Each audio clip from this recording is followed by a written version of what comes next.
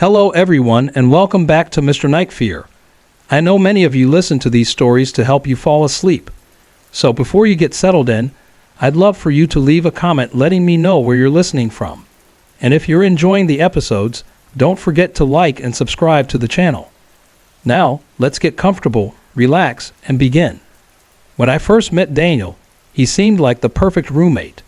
We both needed someone to split the rent, and he was polite, clean, and easy to talk to. Our new apartment in Silver Springs, a quiet town just off the highway, felt like a fresh start. Everything seemed fine at first, but then things started to change. Daniel became more secretive, staying out late and coming home with a strange, distant look in his eyes. Whenever I asked where he'd been, he'd shrug it off. Just out, he'd say, but something wasn't right. There were nights when I'd hear him talking on the phone in that low, steady voice. The words never made sense.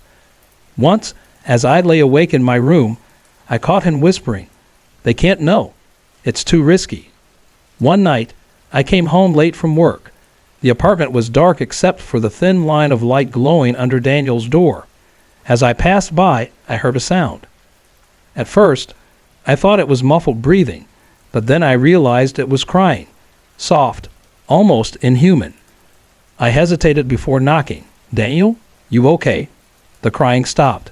Silence stretched between us. Then, finally, his voice. "Yeah, just tired. Going to bed now." I stood there for a moment, my stomach tight with unease, before retreating to my room. But sleep never came easily after that. Then there were the other things. The small, disturbing details that built up like pieces of a puzzle I didn't want to solve. Stains on his clothes. A hunting knife tucked away in the bathroom cabinet, dried blood crusted along the edge. When I confronted him, he laughed it off, waving a hand. "Cut myself cooking," he said, but I'd never seen him cook. That was when I decided to find out the truth. One evening, when Daniel went out, I slipped into his room. The air smelled stale, like something had been left to rot. I rummaged through his closet, my hands shaking, until I found it, an old shoebox hidden under a pile of clothes. Inside were newspaper clippings, unsolved murders, women, men, all from our town. Each article had notes in Daniel's handwriting, times, dates, locations. Beneath the clippings were photos of the victims. Some were torn at the edges, others had been folded and refolded as if studied over and over.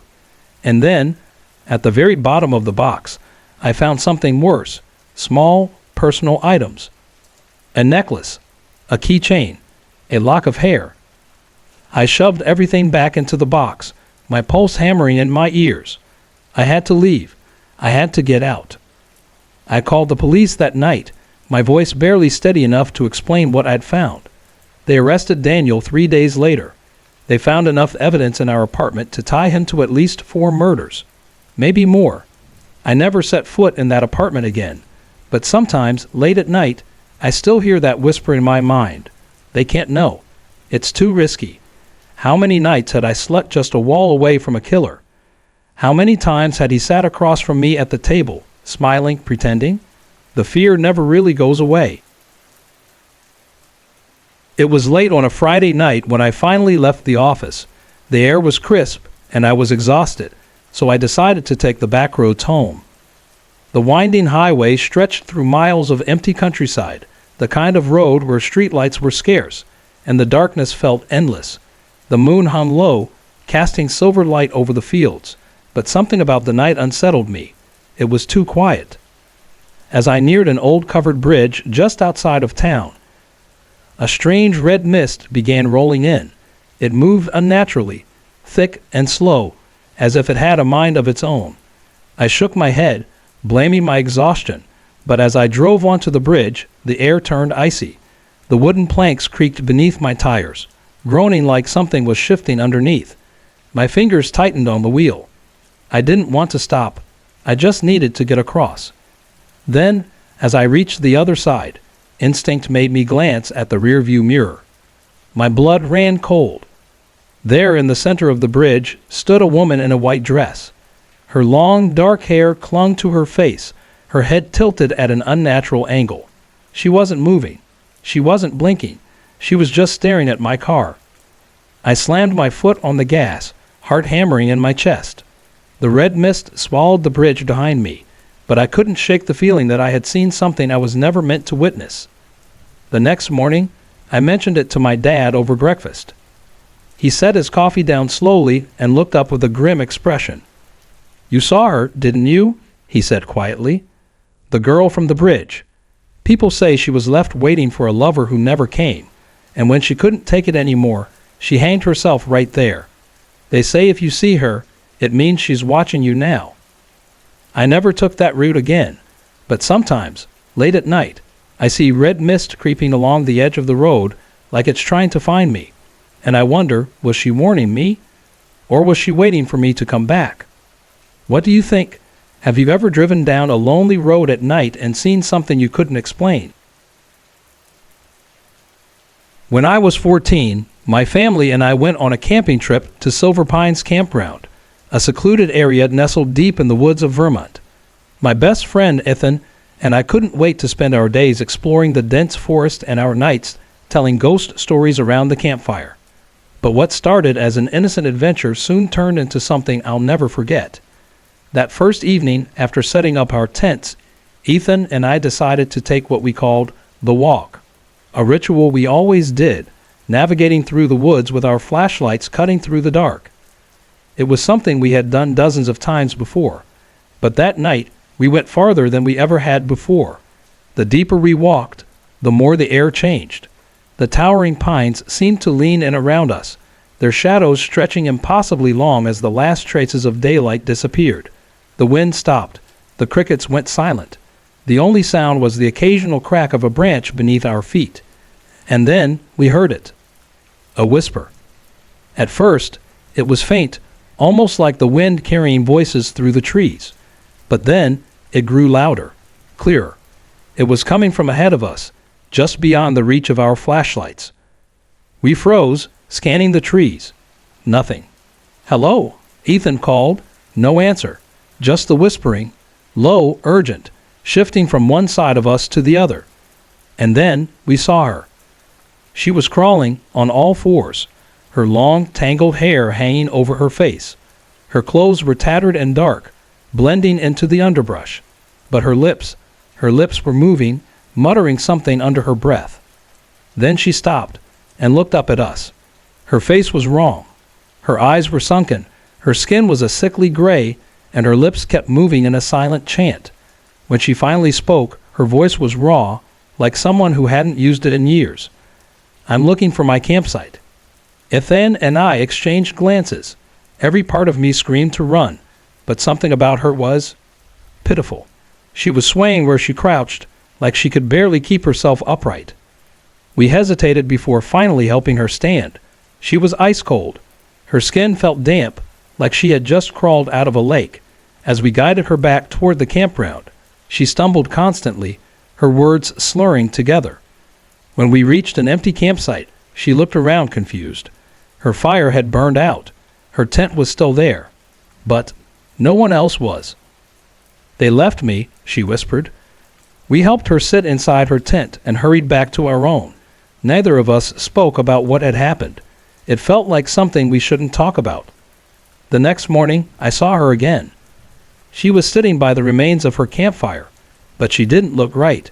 Her skin was pale, too pale. Her eyes, once hollow and sunken, were now completely black. She didn't move, didn't speak, just stared at the tree line like she was waiting for something. And then we started seeing her everywhere.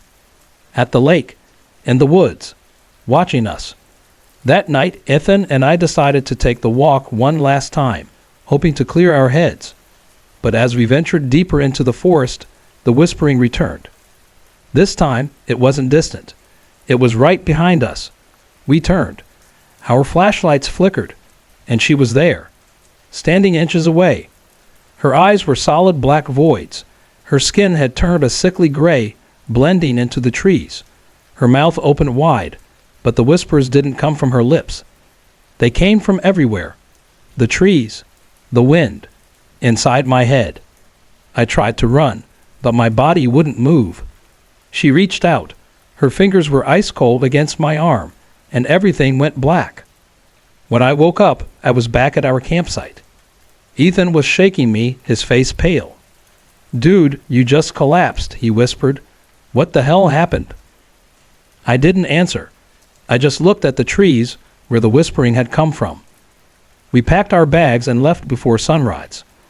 I never told Ethan what I saw in the dark, and to this day I still hear her whispers, waiting, watching, calling me back. It was supposed to be the perfect anniversary trip. My girlfriend, Sarah, and I packed up my old Jeep and drove 5 hours to a remote campground deep in the mountains of Montana. The ranger at the entrance greeted us with a tired smile and handed over our permit. "You're the only ones out here this weekend," he mentioned casually. Perfect, I thought. Just us, the fresh mountain air, and the quiet solitude of nature.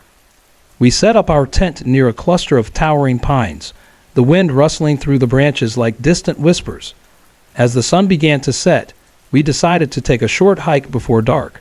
The forest was unnervingly silent, the kind of quiet that makes you hyper-aware of every little sound. Our boots crunching over fallen leaves, the occasional snap of a twig. Then, as we rounded a bend, we saw them. A row of small, weathered cabins, their white paint peeling, roofs sagging under years of neglect. The windows were dark, the doors slightly ajar as if someone had left in a hurry. The sight of them made my skin prickle. They felt wrong, like a place forgotten for a reason. "We shouldn't be here," Sarah murmured. She didn't have to tell me twice. We turned back, that uneasy feeling clinging to us like damp air. That night, after an unsuccessful attempt at starting a fire with damp wood, we zipped ourselves into the tent, the forest swallowing every last bit of light. It was the kind of darkness that felt heavy, pressing in from all sides. Sarah shifted beside me. "Do you hear that?" she whispered. At first, I thought she was just nervous from earlier, but then I heard it too. Footsteps, slow, deliberate, circling the tent. Then came the whispering, low, unintelligible murmurs that sent ice through my veins. I held my breath, straining to listen. The voices, they weren't speaking English. The words were guttural, raspy, like someone speaking through gritted teeth. Sarah gripped my wrist so tightly it hurt. We sat frozen, barely breathing, until the sounds stopped. Summoning every ounce of courage, I unzipped the tent just enough to peek outside. My flashlight beam cut through the trees, revealing only the empty expanse of the forest. But something told me we weren't alone. I didn't wait to find out. We grabbed what we could and bolted for the car, the heavy crunch of footsteps echoing behind us. The Jeep roared to life, and I slammed it into reverse, kicking up gravel as we peeled away. As we reached the dirt road leading out, something caught my eye in the side mirror. A single green light, glowing faintly from the woods near our campsite. Neither of us spoke the whole drive home.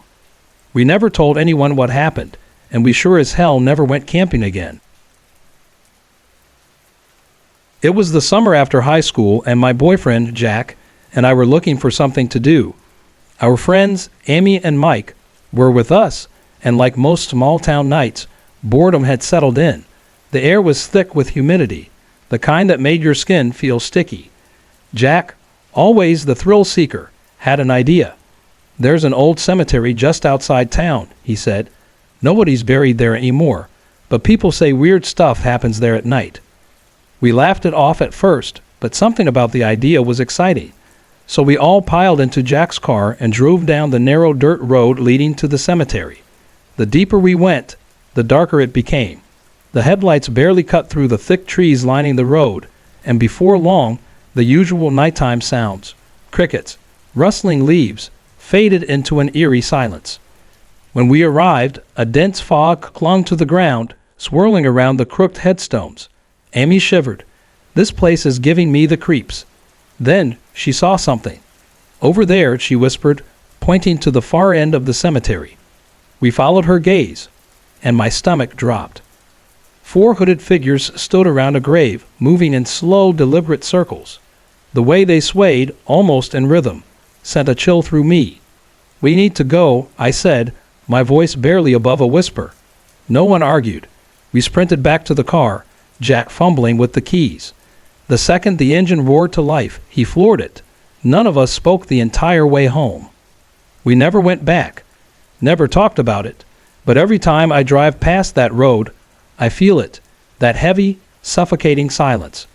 And I wonder if, somewhere in that fog-covered cemetery, those figures are still there, waiting. When I moved into a small apartment in downtown Seattle, I thought I'd lucked out. The rent was cheap, the building had character, and the coffee shop downstairs was perfect for late-night writing. My roommate, Jake, seemed normal enough, quiet, polite, a little reclusive, but nothing that set off alarm bells. At first. Then the whispers started. Late at night, I'd hear him mumbling behind his bedroom door. At first, I thought he was on the phone, but the way he spoke, low, urgent, almost pleading, unsettled me.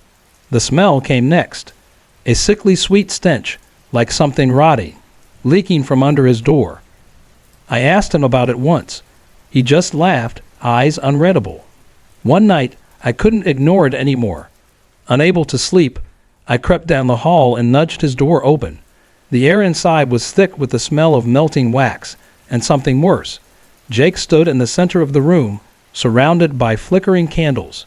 In his hands was a tattered book, its pages yellowed and curling at the edges. He was chanting. In the corner, something moved. A shape, long-limbed, hunched, its eyes reflecting the candlelight, watched me. My breath hitched as its mouth curled into a jagged grin. I ran. The next morning, Jake was gone. No note, no trace, as if he had never existed. But at night, the apartment didn't feel empty. Scratching sounds crawled from inside the walls. Shadows moved where they shouldn't. And then, just as I was about to pack up and leave, I found a slip of paper tucked under my door. "You can't leave. You belong to us now." I left that night, never looking back. But the feeling never left me. Sometimes, when I close my eyes, I still hear Jake's whispers. And worse, sometimes I hear something whisper back. It was a late Friday night when I decided to take the back roads home. The highway was faster, but something about the quiet, empty roads of Silver Springs always made me feel at peace. The moon was full, casting an eerie glow over the rolling fields, and the stars stretched endlessly above me. Then, as I approached an old wooden bridge deep in the countryside, something strange happened. A thick red fog rolled in from the trees, creeping over the road like a living thing. It wasn't normal fog. It had a faint glow, almost as if it was pulsing with energy. I told myself it was just my tired mind playing tricks, but the moment my tires hit the bridge, the air grew heavy. The wooden planks groaned under my car, and my chest tightened as if the night itself was holding its breath. I reached the other side and stole a glance in my rearview mirror. My stomach dropped. A figure stood in the middle of the bridge, a woman in a white dress, her long dark hair draped over her face. She didn't move. She didn't chase me. She just stood there watching. I floored it, heart hammering. The next morning, I told my dad what I had seen. His face darkened. "You saw her, didn't you?" he muttered. "The girl on the bridge. Years ago, she hanged herself there. Some say she's still waiting for something, or someone. I never took that road again, but I still wonder, was she looking at me, or through me? Have you ever seen something you couldn't explain? Let me know in the comments." My name is Jason, and I'm 15 years old. Last month, my parents and little sister took a trip to Texas, leaving me home alone for the first time. At first, I was thrilled. Late-night movies, junk food, and no one telling me to clean up. But excitement quickly turned to fear when something happened on a night I will never forget. It was a Friday evening, and the rain poured down in thick sheets, rattling against the windows. The house was warm, and I had spent most of the day gaming and texting my friends. By 11:00 p.m., my eyes were heavy, and I decided to call it a night. I turned off my TV, climbed into bed, and listened to the steady rhythm of the rain as I drifted off. Then I heard it. A voice, faint, almost like a whisper, drifting up from downstairs. At first, I brushed it off. Maybe it was just the wind or the TV from a neighbor's house. But as I lay there, straining to listen, I heard it again. A murmur, low and deliberate, like someone was talking. A chill crept up my spine. My parents weren't supposed to be back until Monday. No one else had a key. I sat up in bed, my heart pounding so hard I could feel it in my throat. The voice hadn't stopped. If anything, it was clearer now. I forced myself to move. Slowly, I pushed back the covers, stepped onto the cold wooden floor, and crept toward my bedroom door. My fingers hesitated on the knob before I cracked it open just enough to peek out. The hallway was dark, too dark. The only sound was the steady ticking of the clock downstairs and the distant murmur of that voice. I swallowed hard. Then, against every ounce of common sense, I stepped out into the hallway. Each step down the stairs felt heavier, like I was wading through invisible quicksand. The air was thick with something unexplainable, something wrong. When I reached the bottom, I turned toward the living room. The voice was coming from there. I hesitated, my feet frozen in place. My brain screamed at me to run, but my body refused to listen. Taking a shaky breath, I inched forward, one slow step at a time, until I reached the doorway. And then, bang, a loud slam echoed through the house. I flinched so hard I nearly fell over. The noise had come from somewhere deeper inside the house. My breath hitched as I turned my head toward the hallway. That's when I saw him, a shadowy figure standing at the very end of the hallway near the back door. Tall, motionless, dressed in black, his face hidden in the darkness. A strangled gasp escaped my lips, and in that moment he moved, not quickly, not aggressively, just a slow, deliberate shift, as if acknowledging my presence. Panic surged through me. My body finally caught up with my brain, and I bolted. I sprinted up the stairs, my feet barely touching the ground. Behind me, I could hear footsteps, heavy, steady, closing the distance. I reached my room, threw myself inside, and slammed the door shut, locking it in one desperate motion. My hands shook as I grabbed my phone and dialed 911. The operator answered, and my words tumbled out in a frantic rush. There's someone in my house. He's inside. He's downstairs. Stay on the line, the woman said calmly. Officers are on their way. Do not leave your room. I could still hear movement downstairs, furniture shifting, the occasional creak of the floorboards. My stomach twisted as I realized something terrifying. He wasn't in a hurry. He wasn't panicking. Whoever he was comfortable here, like he belonged. Minutes passed like hours. Then, finally, sirens. The noise downstairs stopped. For the first time in what felt like an eternity, silence settled over the house. I strained to hear any sign of him, but there was nothing. Then came the pounding at the front door, followed by voices. The police are here, the operator assured me. I forced my legs to move, unlocking my door and creeping down the stairs. 2 officers stood in the entryway, their flashlights slicing through the darkness. My breath still came in shaky gasps as I explained everything. What I'd seen, what I'd heard. They searched the entire house, every room, every closet, even the attic. Nothing. No broken windows, no unlocked doors, no signs of forced entry. It was as if the man had never been there at all. One of the officers tried to reassure me. Probably just a prank or a misunderstanding. Maybe a neighbor's TV carrying over in the storm. But I knew better. He had been there.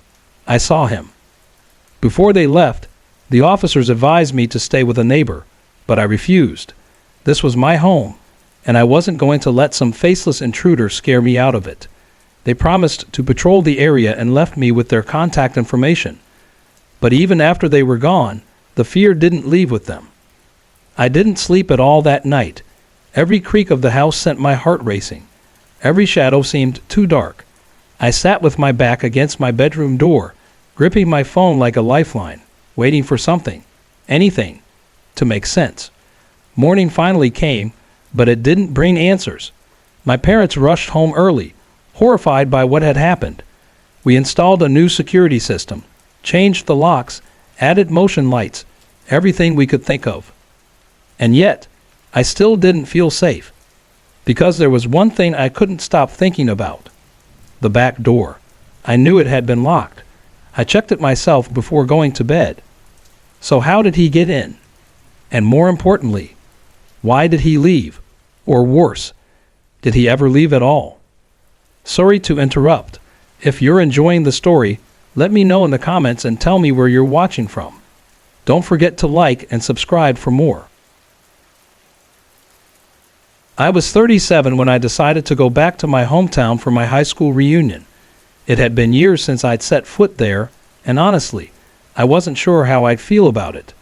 I flew into the nearest airport, rented a car, and started the 40-minute drive through long, empty roads that stretched between fields and forests. The deeper I drove into the countryside, the quieter it got. No cars, no houses, just miles of nothing. It was unsettling how much time had changed the place, or maybe it had always been this empty, and I just never noticed. About 3 miles outside of town, I saw someone standing on the side of the road waving me down. My hands tightened on the wheel for a moment before I recognized him. Jim.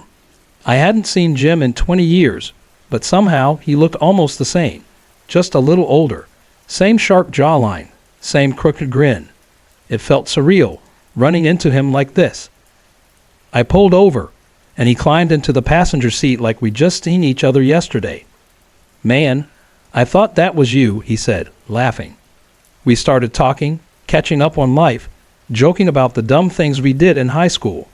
It was like no time had passed at all. The nostalgia hit me hard, and for the first time on this trip, I actually felt like I was coming home. As we neared town, I asked if he wanted to grab a drink at the VFW with me. Jim shook his head. Nah, just take me home, he said. I nodded, instinctively turning toward his parents' old house, but Jim stopped me. Nah, out past town, he said. There was a trailer park on the outskirts. Maybe that's where he lived now. Seemed odd, but who was I to question it? I followed the road, and when we got to the turnoff, Jim shifted in his seat. This is good, he said. Just drop me here.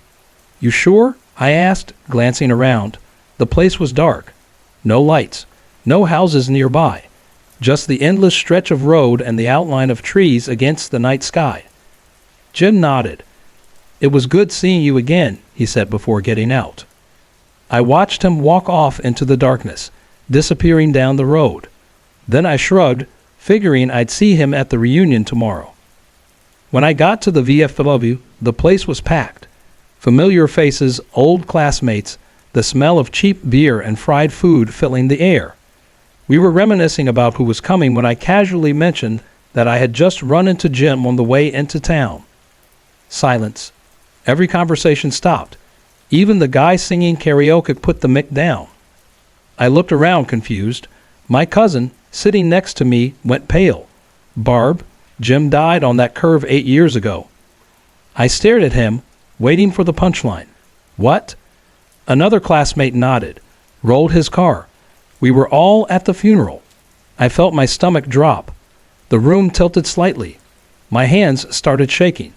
I mumbled something about needing air and stumbled outside. My heart was racing as I unlocked my car and collapsed into the driver's seat. I took a few deep breaths, trying to ground myself. That's when I noticed something on the passenger seat. A folded newspaper. I picked it up, hands trembling as I smoothed it out. The date was from 8 years ago. Right there, on the front page, Jim's obituary. I read every word, my breath coming faster with each line. Died in a car accident on the curve 3 miles east of town. Lost control. Died on impact. I had just talked to him. I had just driven him into town. I dropped the paper like it burned me, my brain scrambling for an explanation. A prank? A mistake? I barely slept that night. The next morning, I drove over to Jim's parents' old house. His mother answered the door, looking tired and older than I remembered. I hesitated, but then I told her everything, how I had picked him up, how we talked, how he just disappeared into the night. Her lips pressed into a thin line, and her eyes glistened. She invited me in, and over coffee, she told me something that made my blood run cold. People had seen Jim before, not just once, not just me. Sometimes folks passing through town see him, she said quietly. Always near that curve, always looking for a ride. I asked if she had ever seen him herself. She nodded slowly. His favorite song plays on the radio when it's not even on. Some nights I hear footsteps in the hallway, but when I check, nothing's there. I left her house feeling hollow, like I had touched something I wasn't supposed to. A few days later, when the reunion was over, I had to head back home. As I drove past that curve, I slowed down. The road was empty, silent. But deep in my chest, I felt it, that eerie, unshakable presence. I still have that newspaper with Jim's obituary. It sits in a box at the back of my closet. A reminder that some things in this world don't stay buried. Maybe Jim just wanted to say goodbye. Maybe he had unfinished business. Or maybe, just maybe, he's still out there, waiting for the next car to come along.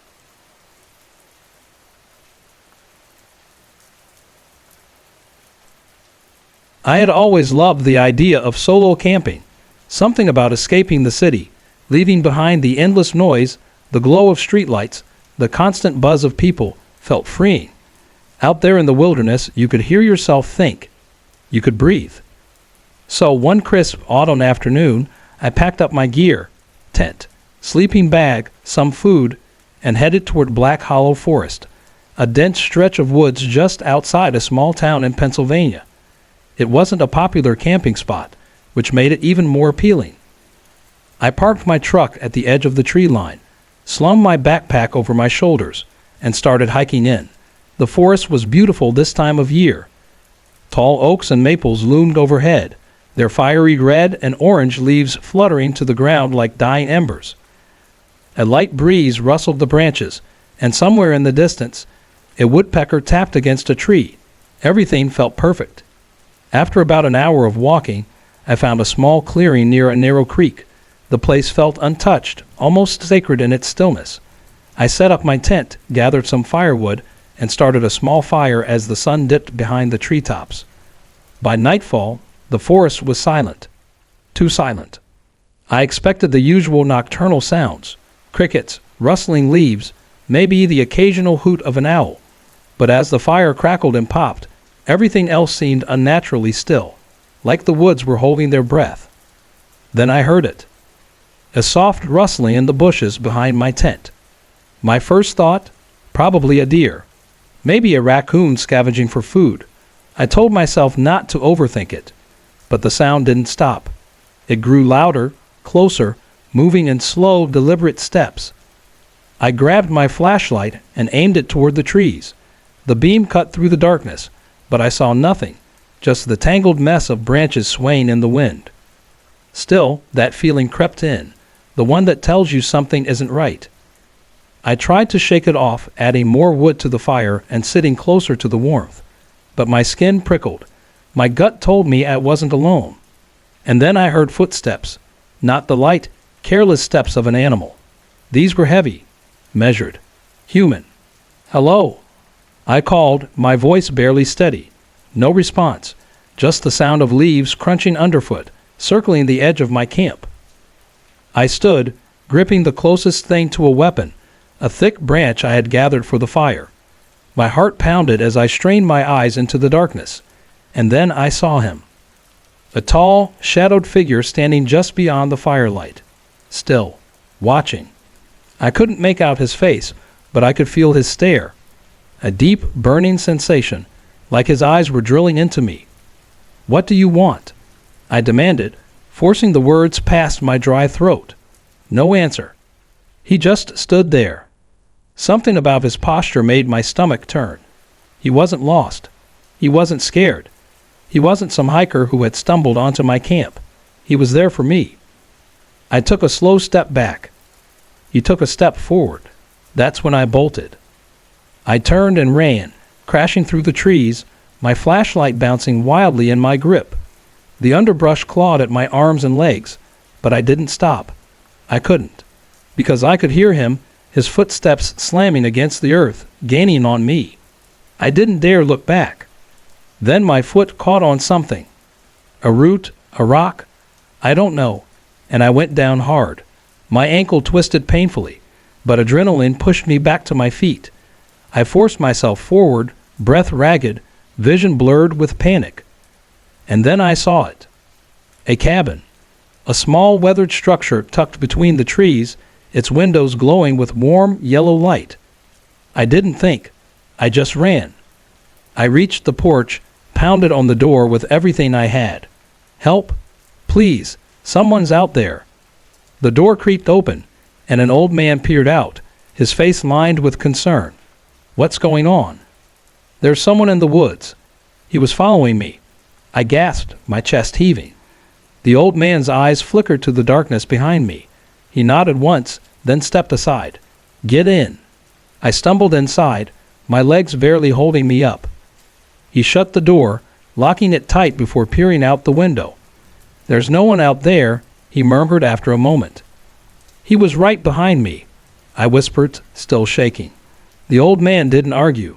He just grabbed a shotgun from the corner and sat down by the window. You can stay here tonight. We'll check things out in the morning. I nodded, barely able to find my voice. Exhaustion pulled at me, and despite everything, my body finally caved. Wrapped in a blanket, I collapsed onto the couch, my mind racing as sleep took over. Morning came too soon. The old man and I returned to my campsite, but there was no sign of the man. No footprints, no broken branches, nothing to prove he had ever been there. But I knew. I felt him watching me. I packed up my gear and left Black Hollow Forest without looking back. And I never camped alone again. Working as a nurse in a psychiatric hospital isn't for the faint of heart. I always thought I could handle anything, until one night proved me wrong. It was a quiet Thursday evening at Ridgeview Psychiatric Hospital, a facility just outside of Silver Springs, Oregon. The place had been around for decades, and you could feel its history in the air, cold hallways, flickering lights, and an eerie stillness that settled in after sunset. Some of our patients were harmless, lost in their own minds. Others were different. My shift started at 8:00 p.m. I went through my usual rounds, checking in on patients, ensuring medications were taken, logging reports. The night was ordinary until it wasn't. At midnight, I was alone in the nurse's station, updating patient files under the dim glow of my desk lamp. The only sounds were the hum of the fluorescent lights and the distant murmur of patients talking in their sleep. Then, a whisper. I froze. It was faint, like a breath against my ear. I shook it off. Sleep deprivation can play tricks on the mind. But then I heard it again. Maggie, Maggie. The voice was soft, almost affectionate, but my blood turned cold. I spun around. The hallway was empty. I swallowed hard and told myself it was nothing, but my gut knew better. Needing to clear my head, I decided to check on room 307, Mrs. Thompson's room. She was one of our longest-staying patients, mostly silent, always sitting by the window. But as I reached her door, I hesitated. It was ajar. A chill ran down my spine. I pushed it open. Mrs. Thompson sat in her usual spot, her frail frame illuminated by the moonlight seeping through the window. But something was off. She was humming, a slow, rhythmic tune I didn't recognize.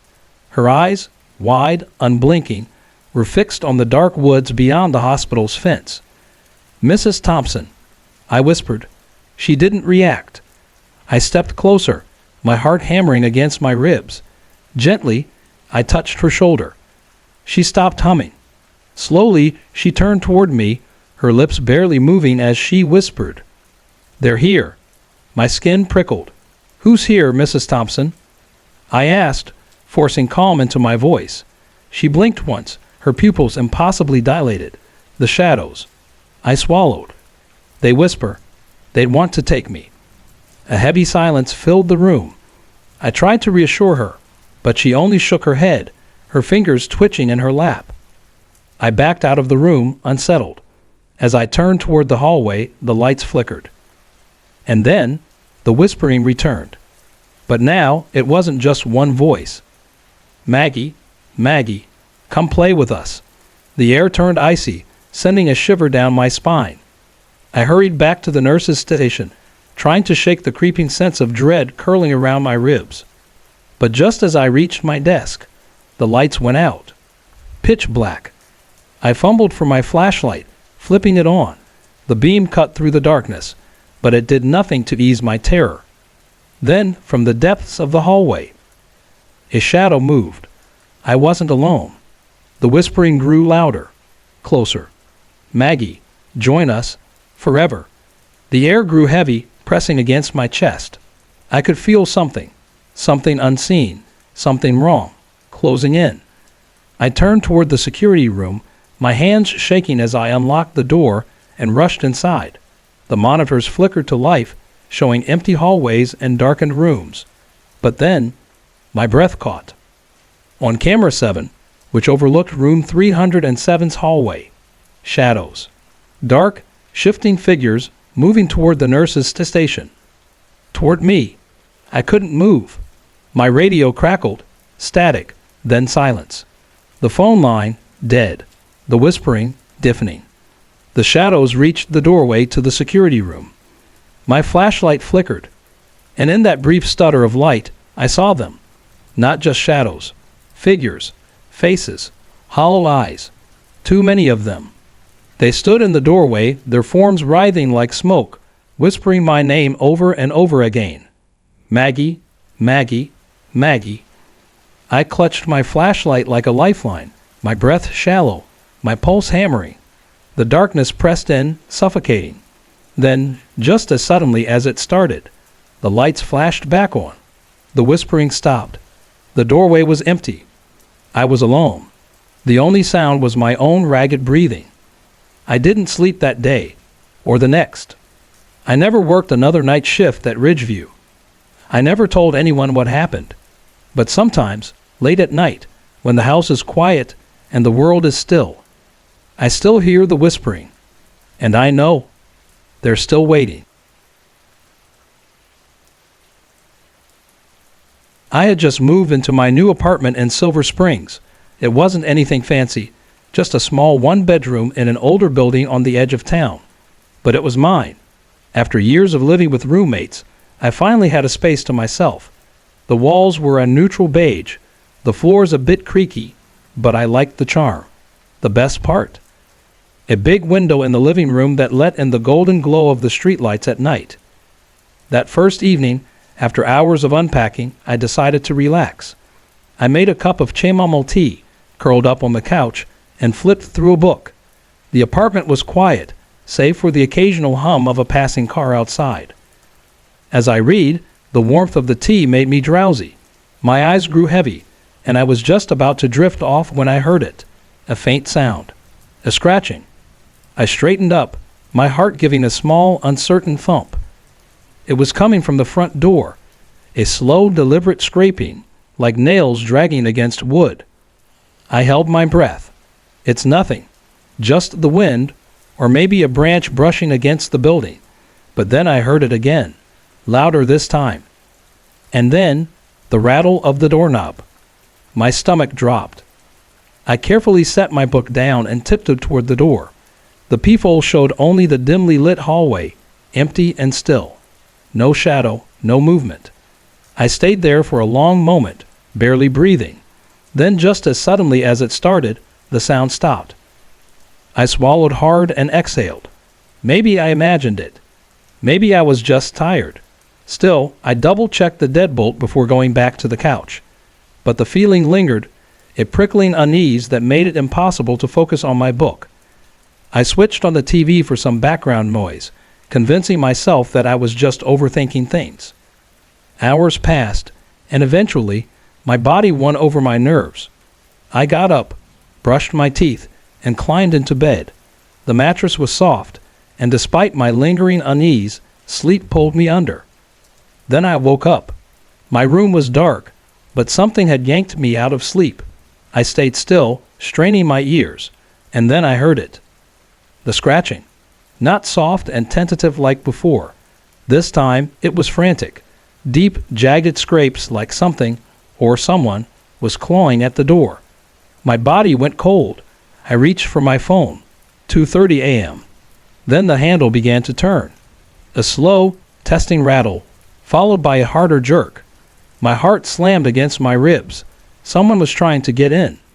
I clutched my phone and slid out of bed as quietly as I could. My hands shook as I dialed 911. The operator picked up, her voice calm. "There's someone at my door," I whispered. "They're trying to get in." "Stay on the line," she said. "Officers are on their way. Stay where you are. Don't make a sound." I pressed myself against the wall, phone clutched to my ear. Then I heard breathing. Heavy, right outside my door. Then a voice, low, muttering. Not words, just sounds. A guttural whisper that sent a bolt of ice through my veins. I wanted to scream to run, but I stayed frozen.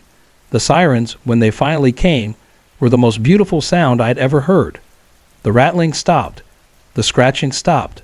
Everything stopped. I barely registered the knock when it came a few minutes later. Police. I forced myself to move, legs numb as I stumbled toward the door. When I cracked it open, 2 officers stood there, serious and alert. One held a flashlight. The other rested a hand on his holstered gun. "Are you all right?"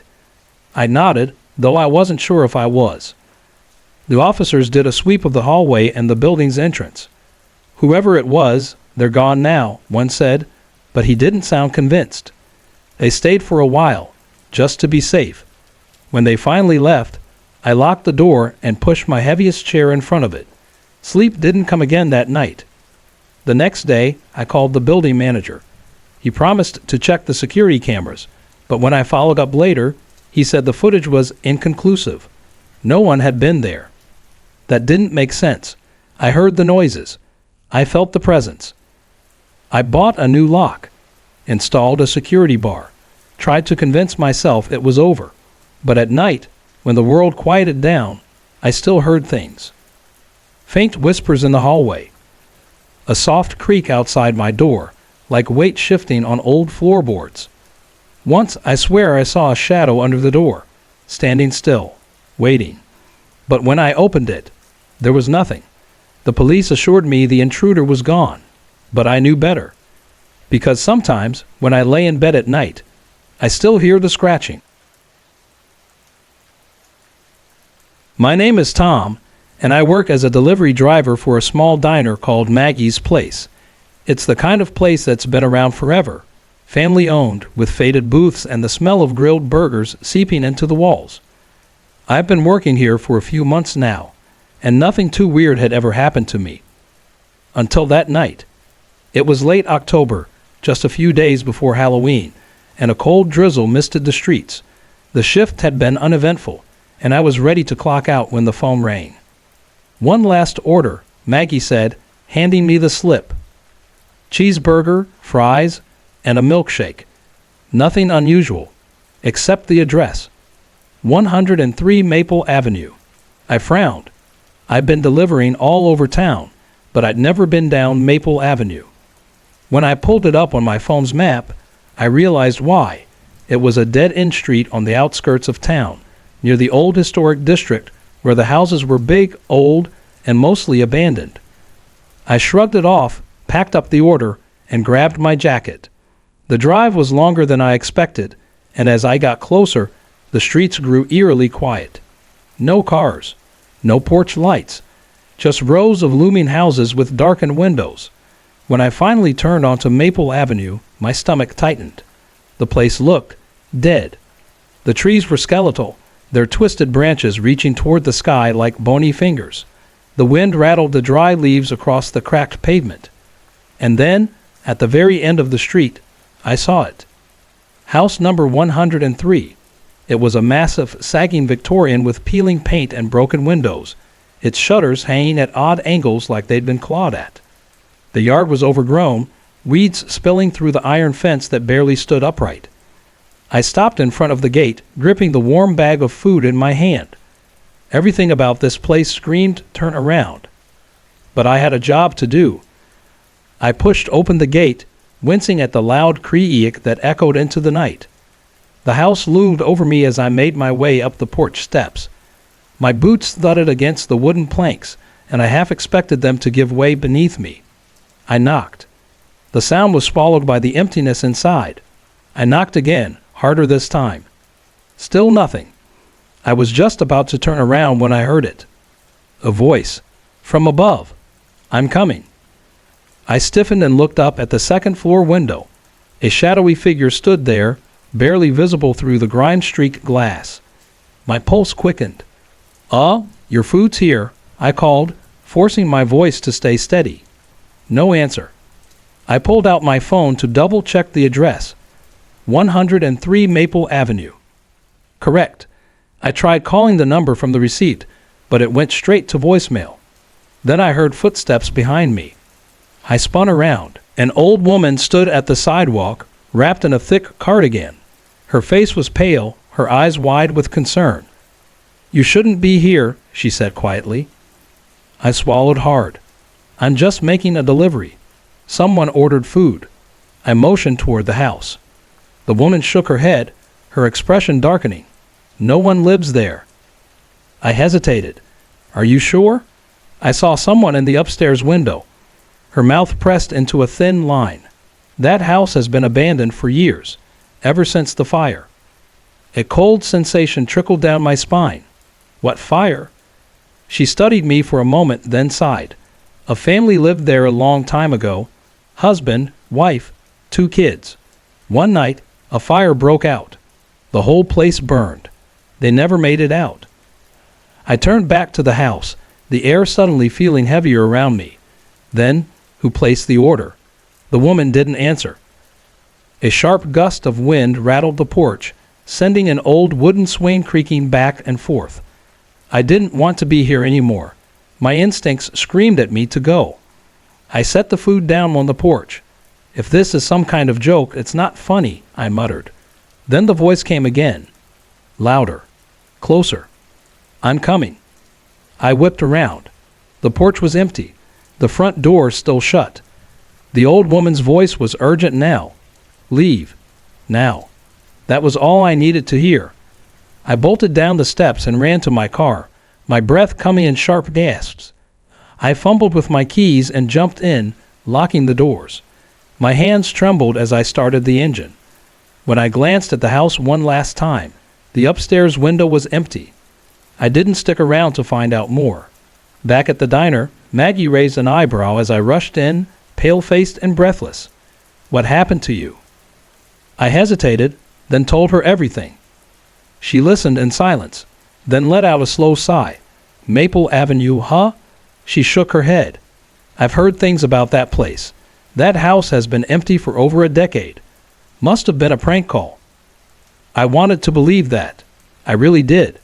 But it didn't feel like a prank. That voice, the figure in the window, the old woman's warning. It all felt real. I finished my shift, but sleep didn't come easy that night. Every time I closed my eyes, I saw that house, that shadow in the window. And the worst part, the next morning when I checked the diner system, there was no record of an order for 103 Maple Avenue.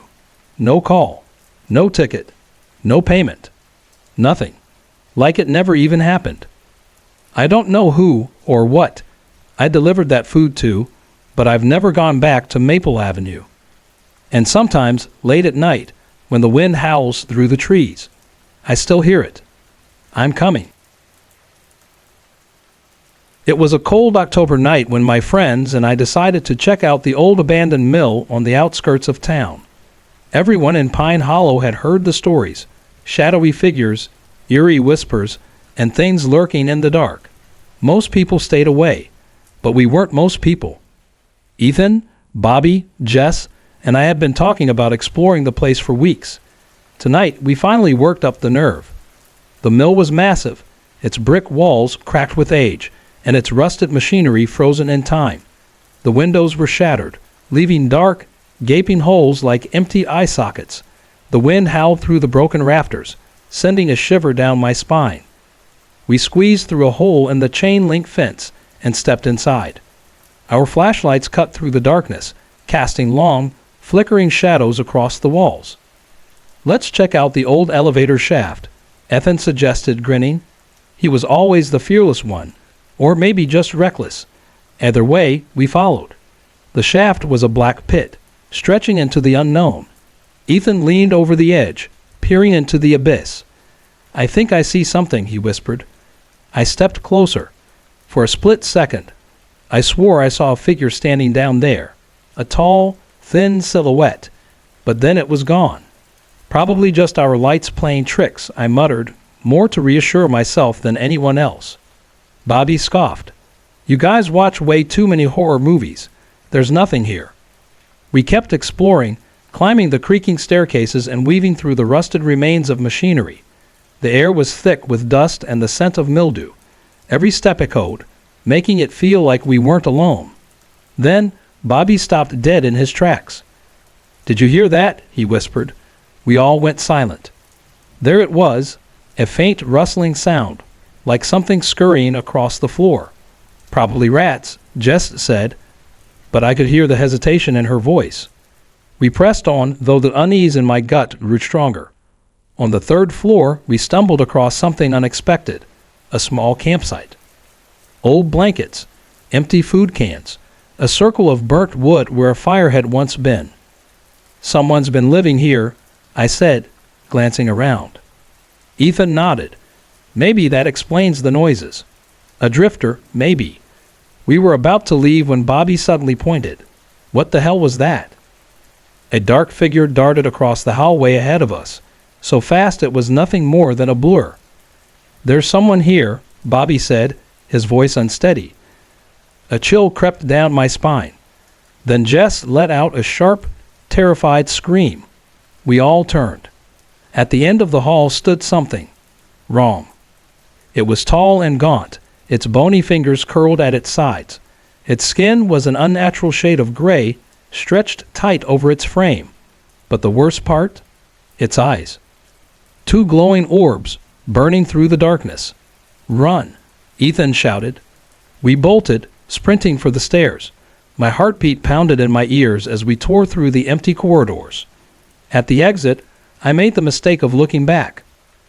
It was still there, watching us. We burst through the doorway, gasping for breath, and didn't stop running until we reached the main road. Nobody spoke for a long time. Finally, I broke the silence. Maybe it was just a person. I didn't believe it. Not for a second. Bobby shook his head. People don't move like that. Ethan, usually cocky, was deadly silent. Jess hugged herself. I don't care what it was. I'm never going back. Neither was I. Even now, years later, I still think about that thing in the mill. Sometimes when I'm alone at night, I feel like I'm being watched. I tell myself it's nothing, but deep down, I know the truth. Some things should stay in the dark. Some places should never be disturbed. It was a stormy autumn night. Rain hammered against the windows of the old roadside motel where I worked the night shift.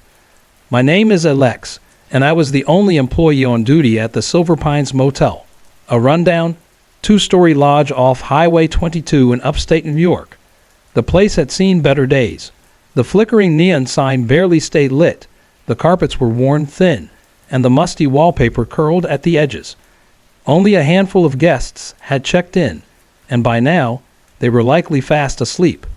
Outside, the wind howled through the trees, and the occasional rumble of thunder shook the walls.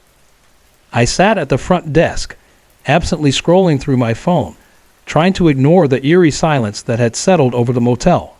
There was something unnatural about how still everything felt. The only sound was the rhythmic ticking of the dusty clock on the wall, each second dragging on longer than the last. Then the front door creaked open. A man stood in the doorway, soaked from head to toe.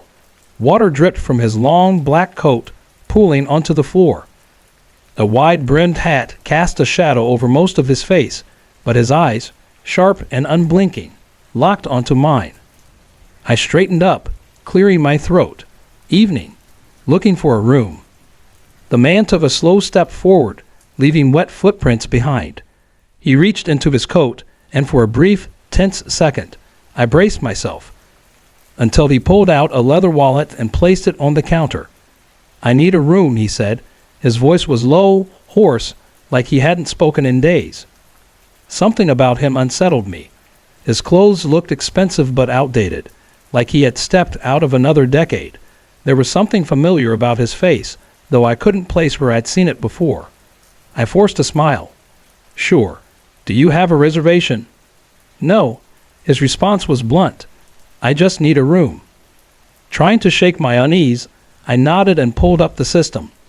"I'll need to see some ID." The man hesitated, then finally handed me his driver's license. Jack Harrison. The name didn't mean anything to me, but as I passed the card back, I noticed his hands were trembling slightly. "Room 13 is open," I said, sliding a key across the counter. It was the only vacant room on the ground floor. Jack took the key wordlessly and disappeared down the dimly lit hallway. A strange, sinking feeling settled in my gut as I watched him go. Hours passed. The rain kept pouring, the wind rattling the motel's old windows. I tried to focus on my work, but I couldn't shake my unease about Jack Harrison. Finally, curiosity got the better of me. I did a quick online search, and that's when my stomach dropped. A news article from a few years ago, Jack Harrison, wanted for multiple violent crimes. The details were vague, but one thing was clear: he had vanished without a trace, and authorities had never found him. My hands shook as I reached for the phone and dialed 911. I kept my voice low as I explained the situation, my pulse pounding in my ears. The dispatcher assured me officers were on the way. I hung up and waited. Every second felt like an eternity. Finally, flashing red and blue lights cut through the rain outside. 2 officers stepped into the motel lobby, water dripping from their jackets. "Where is he?" one of them asked. I swallowed hard. "Room 13. The officers nodded, drawing their hands close to their holsters as they moved down the hall. I followed at a distance, my heart hammering against my ribs. One officer knocked firmly. "Mr. Harrison, this is the police. We need to speak with you." Silence. A second knock, harder this time. "Mr. Harrison." Nothing. The officer turned to me. "Do you have a master key?" I nodded, fumbling to hand it over. My hands felt ice cold as I watched him unlock the door. The officer pushed it open cautiously, his flashlight cutting through the darkness. The room was empty. The bed was untouched. The air inside was damp and stale, carrying the scent of rain and something else, something metallic. A single detail made my breath catch in my throat. The window was open. Wind blew the curtains inward, and rain had soaked the carpet below. The officers exchanged a glance before turning back to me. "Are you sure this is the right room?" "Yes," I whispered. "He was here. I gave him the key myself." The officers searched the room. No suitcase, no wet clothes, no footprints in the carpet. Nothing. It was as if no one had ever been there. One of the officers sighed, handing me a card. "Call us if you see him again, and keep the doors locked." I nodded numbly as they left. The rest of the night passed in a blur. I reviewed the security footage, desperately hoping for answers. But what I found was worse. Jack Harrison had never left the building. He never walked out the front door. He never climbed out the window. The footage showed him entering the motel. It showed me handing him the key. But after that, nothing. Room 13's door never reopened. To this day, I don't know what happened to Jack Harrison. Maybe he's still out there, lurking in the shadows, waiting, watching. Or maybe he never left at all. Hey everyone, I put a lot of effort and heart into creating these videos just for you. If you're enjoying the content, I'd love to hear from you. Drop a quick comment below and let me know where you're watching from and what time it is for you right now. Your support means the world to me, and it keeps me motivated to bring more awesome videos your way.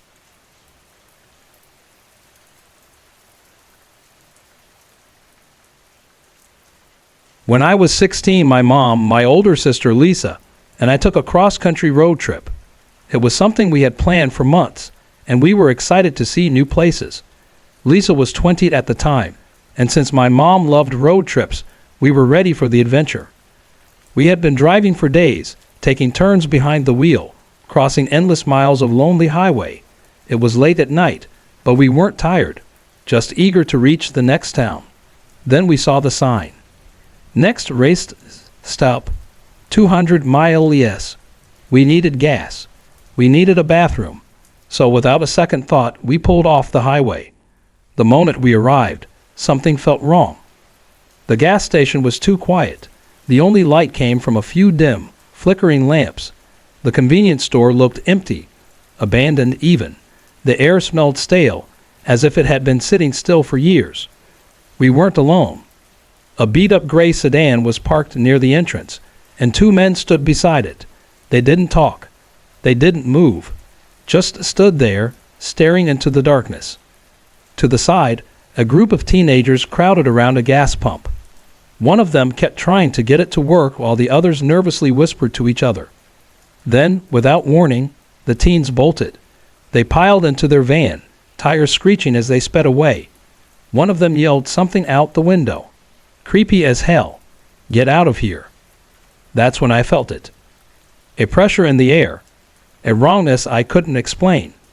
My mom and Lisa decided to use the restroom while I stayed in the car, watching the two men. They didn't move. They didn't pump gas. They didn't check their phones. They didn't even glance at the teenagers as they left. They just stood there. I gripped the steering wheel, my heartbeat thrumming in my ears. Something inside me screamed that we shouldn't be here. Then, a sound. Footsteps. Lisa and Mom rushed back to the car, panic on their faces. Drive now. Mom didn't hesitate. She jammed the key into the ignition, and as we peeled out of the lot, I risked one last look at the two men. And that's when I saw their eyes. Not eyes. A void. Deep, endless pits of darkness. Not just black, but empty. No reflection, no whites, no pupils. Just nothing. And yet, they saw us. Lisa gasped, "Did you see that?" Mom pressed her foot down harder on the gas. "Don't look back."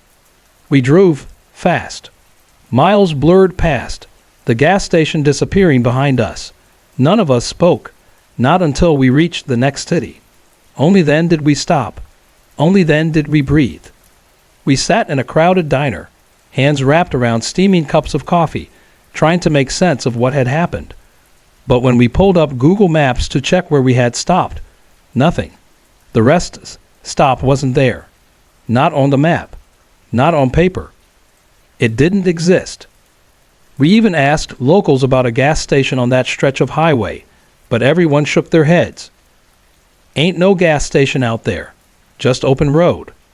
We drove that highway again a few years later. The rest stop was gone. Not abandoned. Not shut down. Just gone. We don't talk about that night much, but when we pass that lonely stretch of road, I see it in my mom's and Lisa's eyes. The fear, the memory, the void, and even now, years later, in the silence of the night. I sometimes wonder, did we escape? Or did it let us go?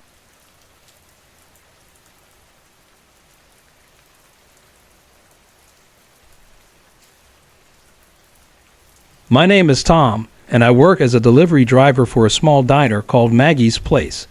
It's not a glamorous job, but it pays the bills. Most nights it's routine. Pick up the food, drop it off, maybe get a tip if I'm lucky. But some nights stick with you. Some nights change you. This was one of those nights.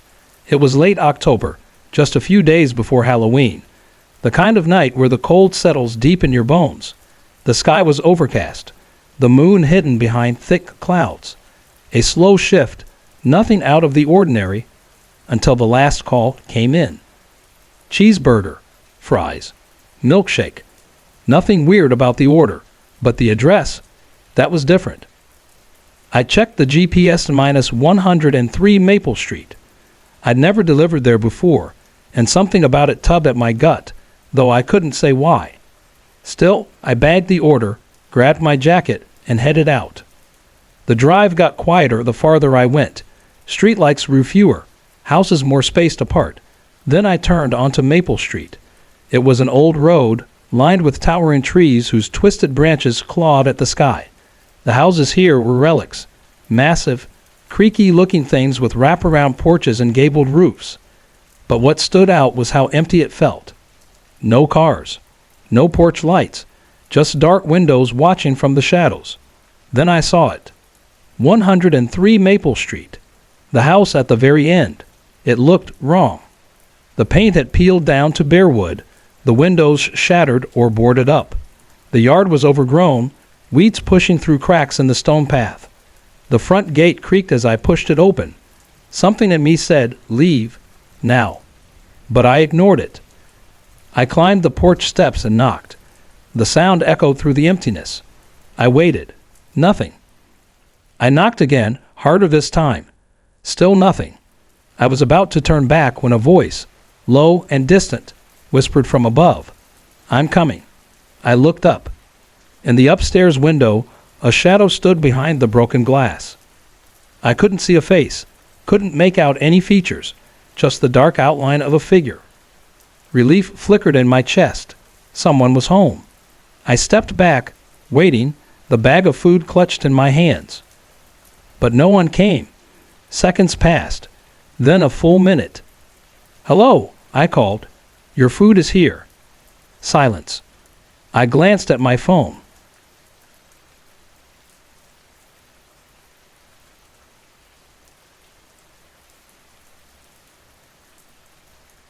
It was a cold autumn evening when I found myself lost in the dense woods near Pine Lake. The air smelled of damp leaves and pine, and the wind carried an eerie stillness.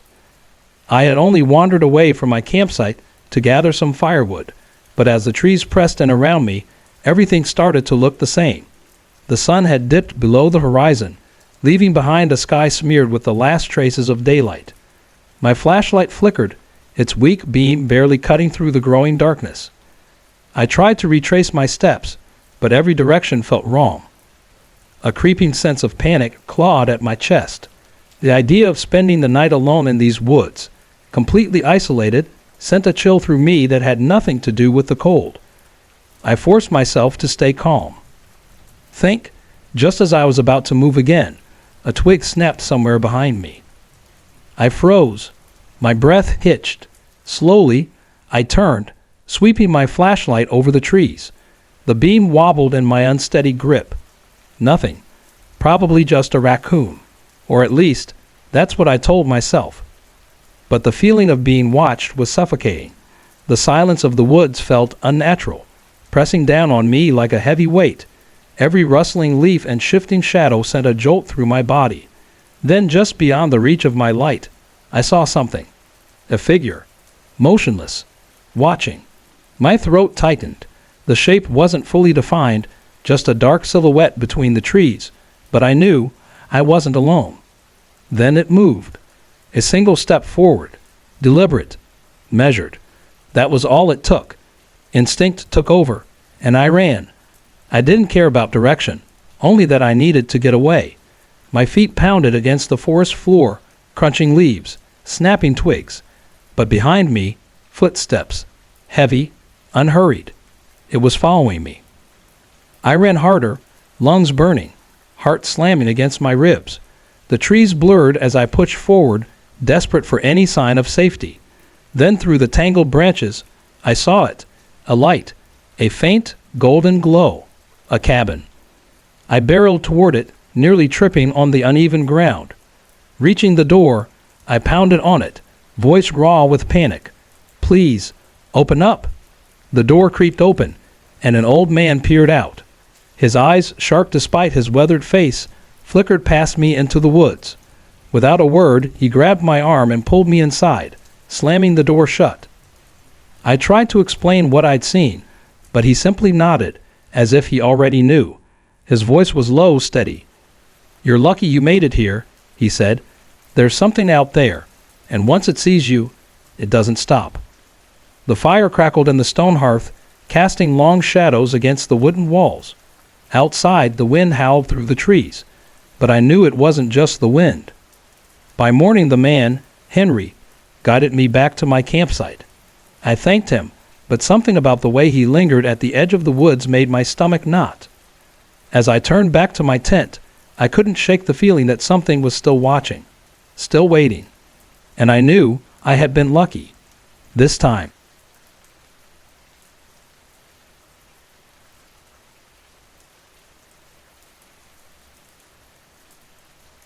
I've always been curious about the dark web. It felt like one of those urban legends, something people talked about in hushed tones but never really experienced. One night, my curiosity got the better of me. Sitting alone in my small apartment, I downloaded the Tor browser, dimmed the lights, and began exploring. That's when I found a site called the Hidden Wiki. Most of the links were nonsense, but one caught my eye. Red Room. My heart pounded as I clicked it. A countdown timer appeared on the screen. My hands felt clammy as I watched the numbers tick down. 3, 2, 1. The screen flickered, and a grainy live stream began. A woman sat tied to a chair in a dimly lit room.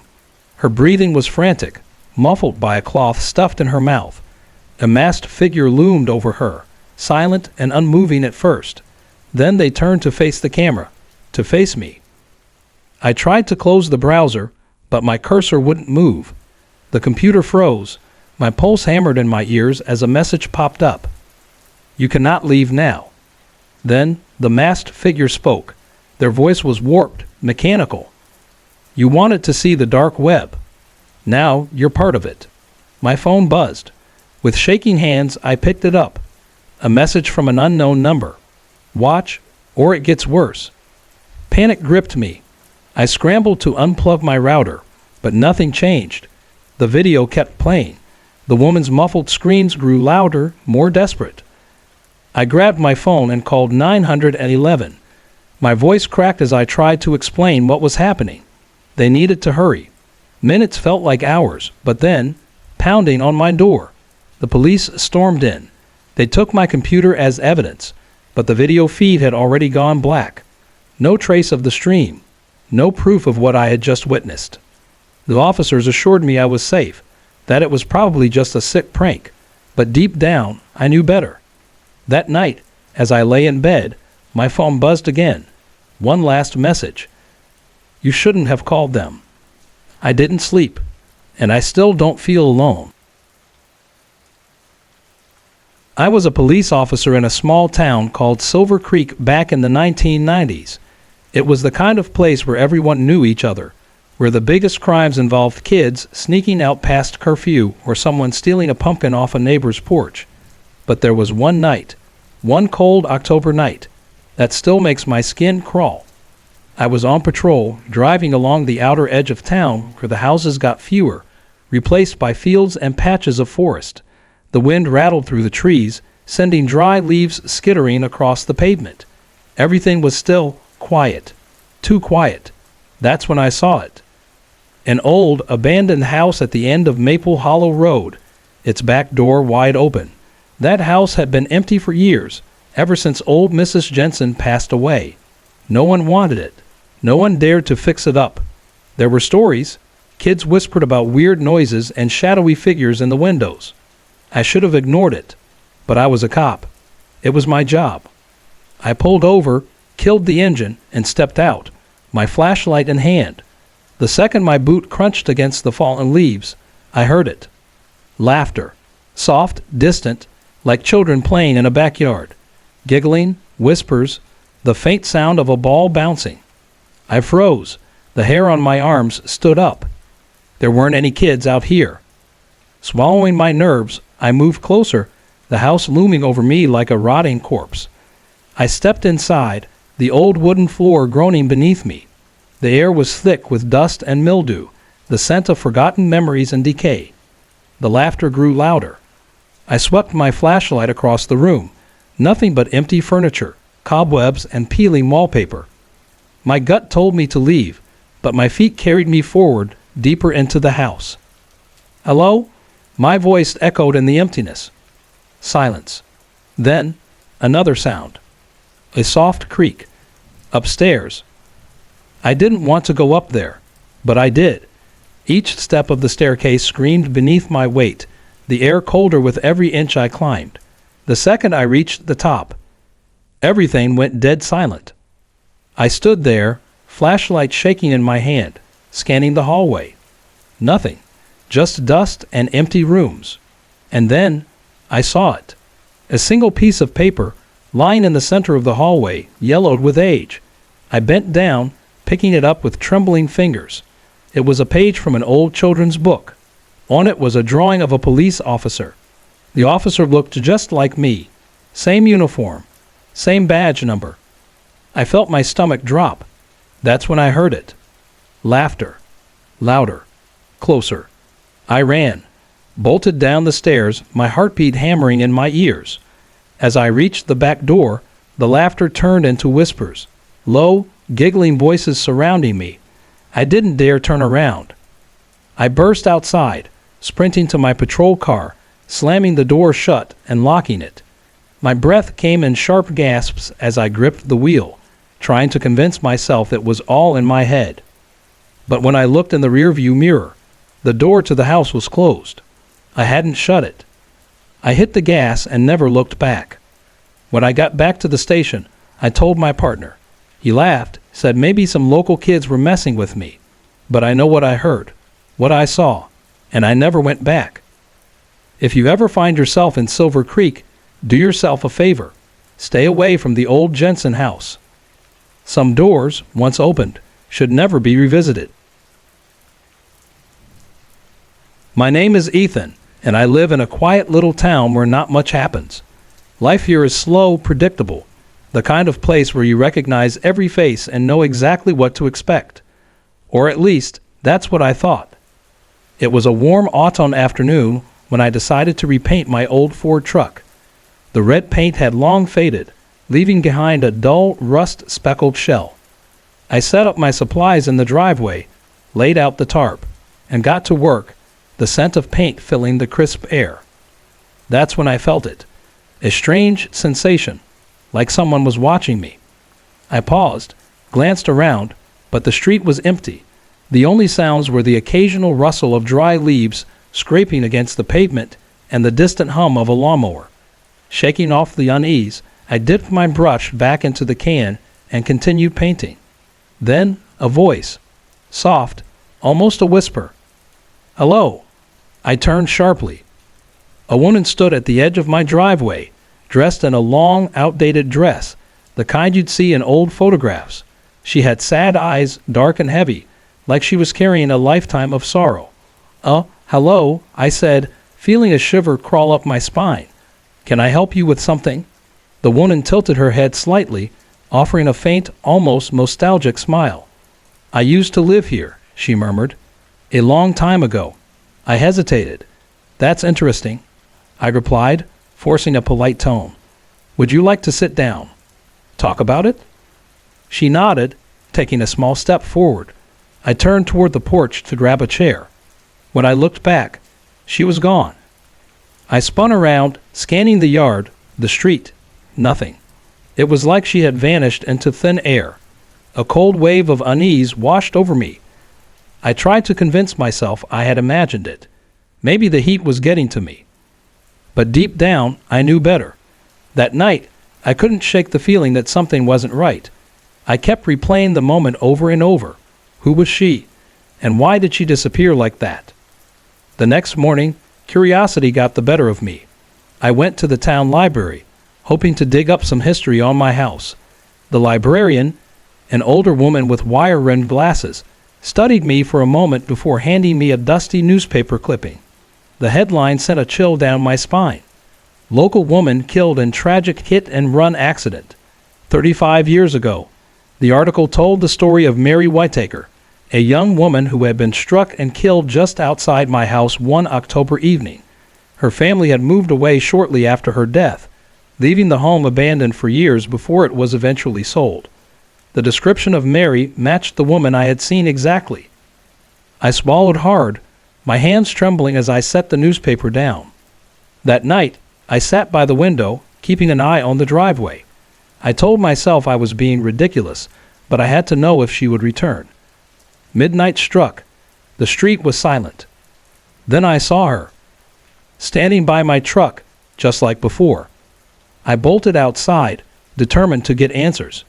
"Mary," I called, my breath fogging in the cool night air.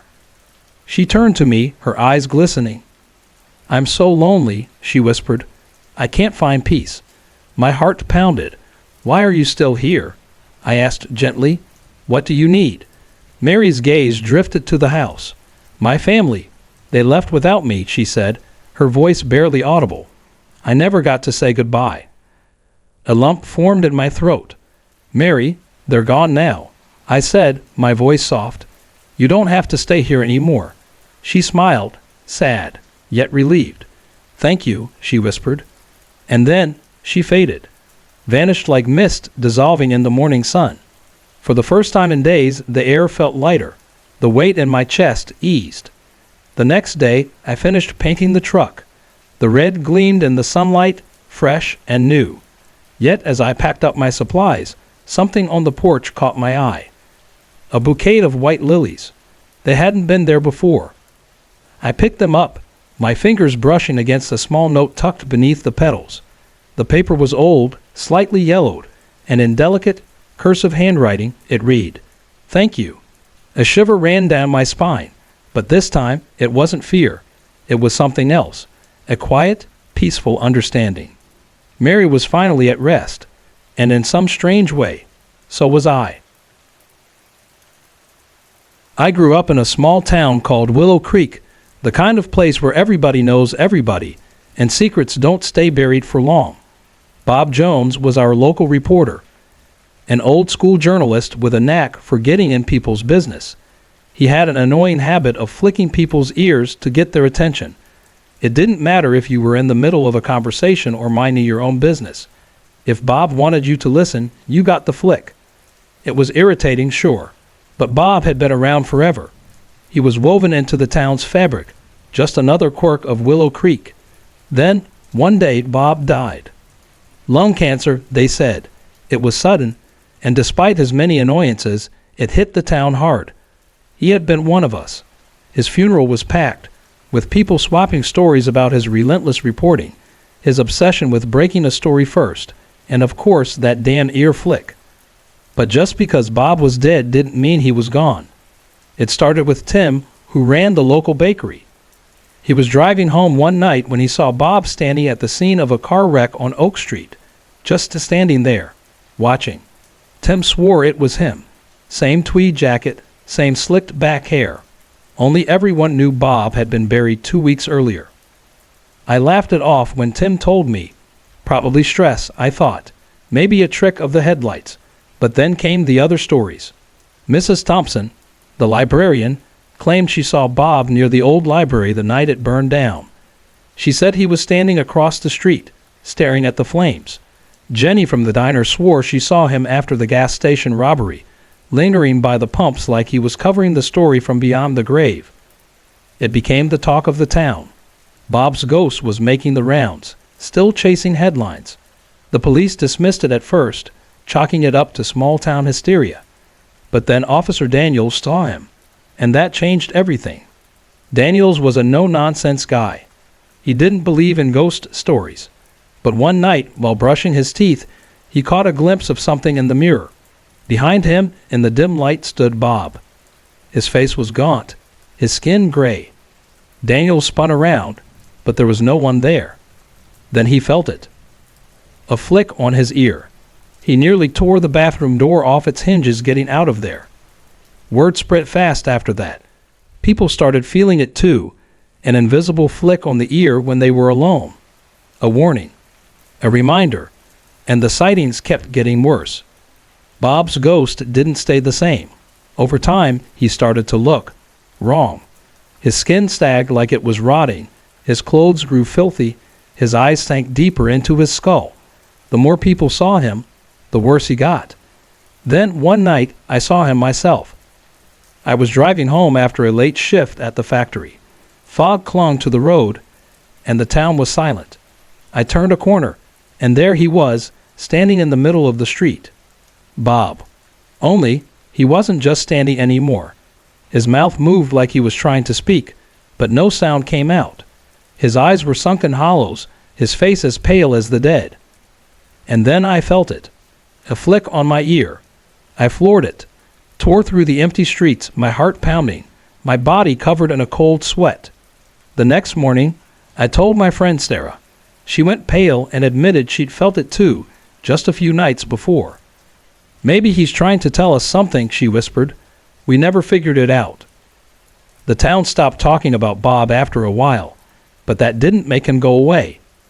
People just learned to live with it. If you felt an itch behind your ear, you ignored it. If you caught a glimpse of him in a dark alley or standing at the edge of your property, you pretended you hadn't. Some folks say he's stuck between worlds, still trying to report on the town's tragedies. Others think he's punishing us for forgetting him too soon. But me? I just know that every time my ear itches, I freeze. I hold my breath. And I wonder if Bob is standing right behind me, still watching, still waiting, still here. During my college winter break, I decided to visit my cousins in a quiet little town in Montana, the kind of place where the snow blankets everything in silence, and the only sounds at night are the distant howls of the wind. I thought it would be a peaceful escape from my busy life at school. I was wrong. That winter break became the most terrifying experience of my life. One night, my cousins and I went to a friend's house on the outskirts of town. The place was in the middle of nowhere, surrounded by thick, dark woods. We stayed up late, talking and laughing, but eventually, I started feeling exhausted. My cousins wanted to stay longer, but I was ready to call it a night. The house wasn't far from theirs, maybe a 15-minute walk through the woods. I had taken the shortcut plenty of times before. I'll be fine, I told them, pulling on my coat. It's just a quick walk. I stepped outside, and the cold hit me immediately. My breath formed small clouds in the air as I walked. The fresh snow crunched under my boots. The path was familiar, narrow and winding between the trees, but it cut off a good 10 minutes from taking the main road. The moon was out, but the forest was dense, swallowing most of the light. About halfway through, I saw someone ahead on the path. A tall figure, barely illuminated by the moonlight. My stomach tightened. No one else should have been out here. The figure stood motionless, as if waiting. As I got closer, I saw he was wearing a ski mask, just standing there staring at me. A cold wave of fear rolled over me. I forced a casual nod. "Hey," I called, trying to sound normal. He didn't respond. He didn't move. Something about the way he just stood there. It wasn't right. I could feel his eyes on me watching. My instincts screamed at me to get away. I tried to stay calm, walking briskly past him, keeping my eyes forward. But as I passed, I heard it. Footsteps crunching in the snow behind me. My pulse pounded in my ears. I didn't turn around. I just picked up my pace. The footsteps matched mine, quickening when I did. I was being followed. The trees pressed in, their branches creaking in the wind. The shortcut suddenly felt endless. I could hear his boots in the snow, steady, deliberate, getting closer. Panic took over. I ran. The cold air burned in my lungs, but I didn't stop. I could hear him running too. Faster. Closer. The sound of his footsteps pounding behind me sent terror ripping through my body. My legs ached, but I forced myself to push harder. Then, up ahead, I saw it. My cousin's house, the porch light glowing through the trees. Almost there. Just a little farther. I burst out of the woods, my chest heaving, my heart threatening to explode. I expected to hear footsteps still behind me, but suddenly, nothing. Silence. I spun around. The path behind me was empty. The man was gone. I sprinted to the front door, pounding on it. My cousin opened it, his face twisted in confusion. "What's wrong?" "There was someone in the woods," I gasped. "He was following me." My cousins rushed outside, scanning the trees. There was no one. Just the wind whispering through the branches, the snow-covered ground untouched beyond my own frantic footprints. They tried to reassure me, probably just some guy heading home. one of them said, but I knew better. That night, I barely slept. Every time I closed my eyes, I saw the masked man, standing, waiting, following. The next morning, I made a decision. I wouldn't take that path again. Ever. Even now, years later, the memory still sends chills down my spine. I never found out who he was, what he wanted, or what might have happened if I hadn't run. All I know is that quiet little Montana town will never feel the same again. And that shortcut through the woods, it's not a shortcut anymore. It's a warning. It was a crisp autumn evening when I realized I was lost in the deep woods of Pine Hollow. I had wandered too far from my campsite while gathering firewood, and now, as the last traces of daylight faded behind the towering pines, I couldn't tell which way I had come. The trees loomed over me, their branches clawing at the sky. My flashlight flickered, its weak glow barely cutting through the thickening darkness.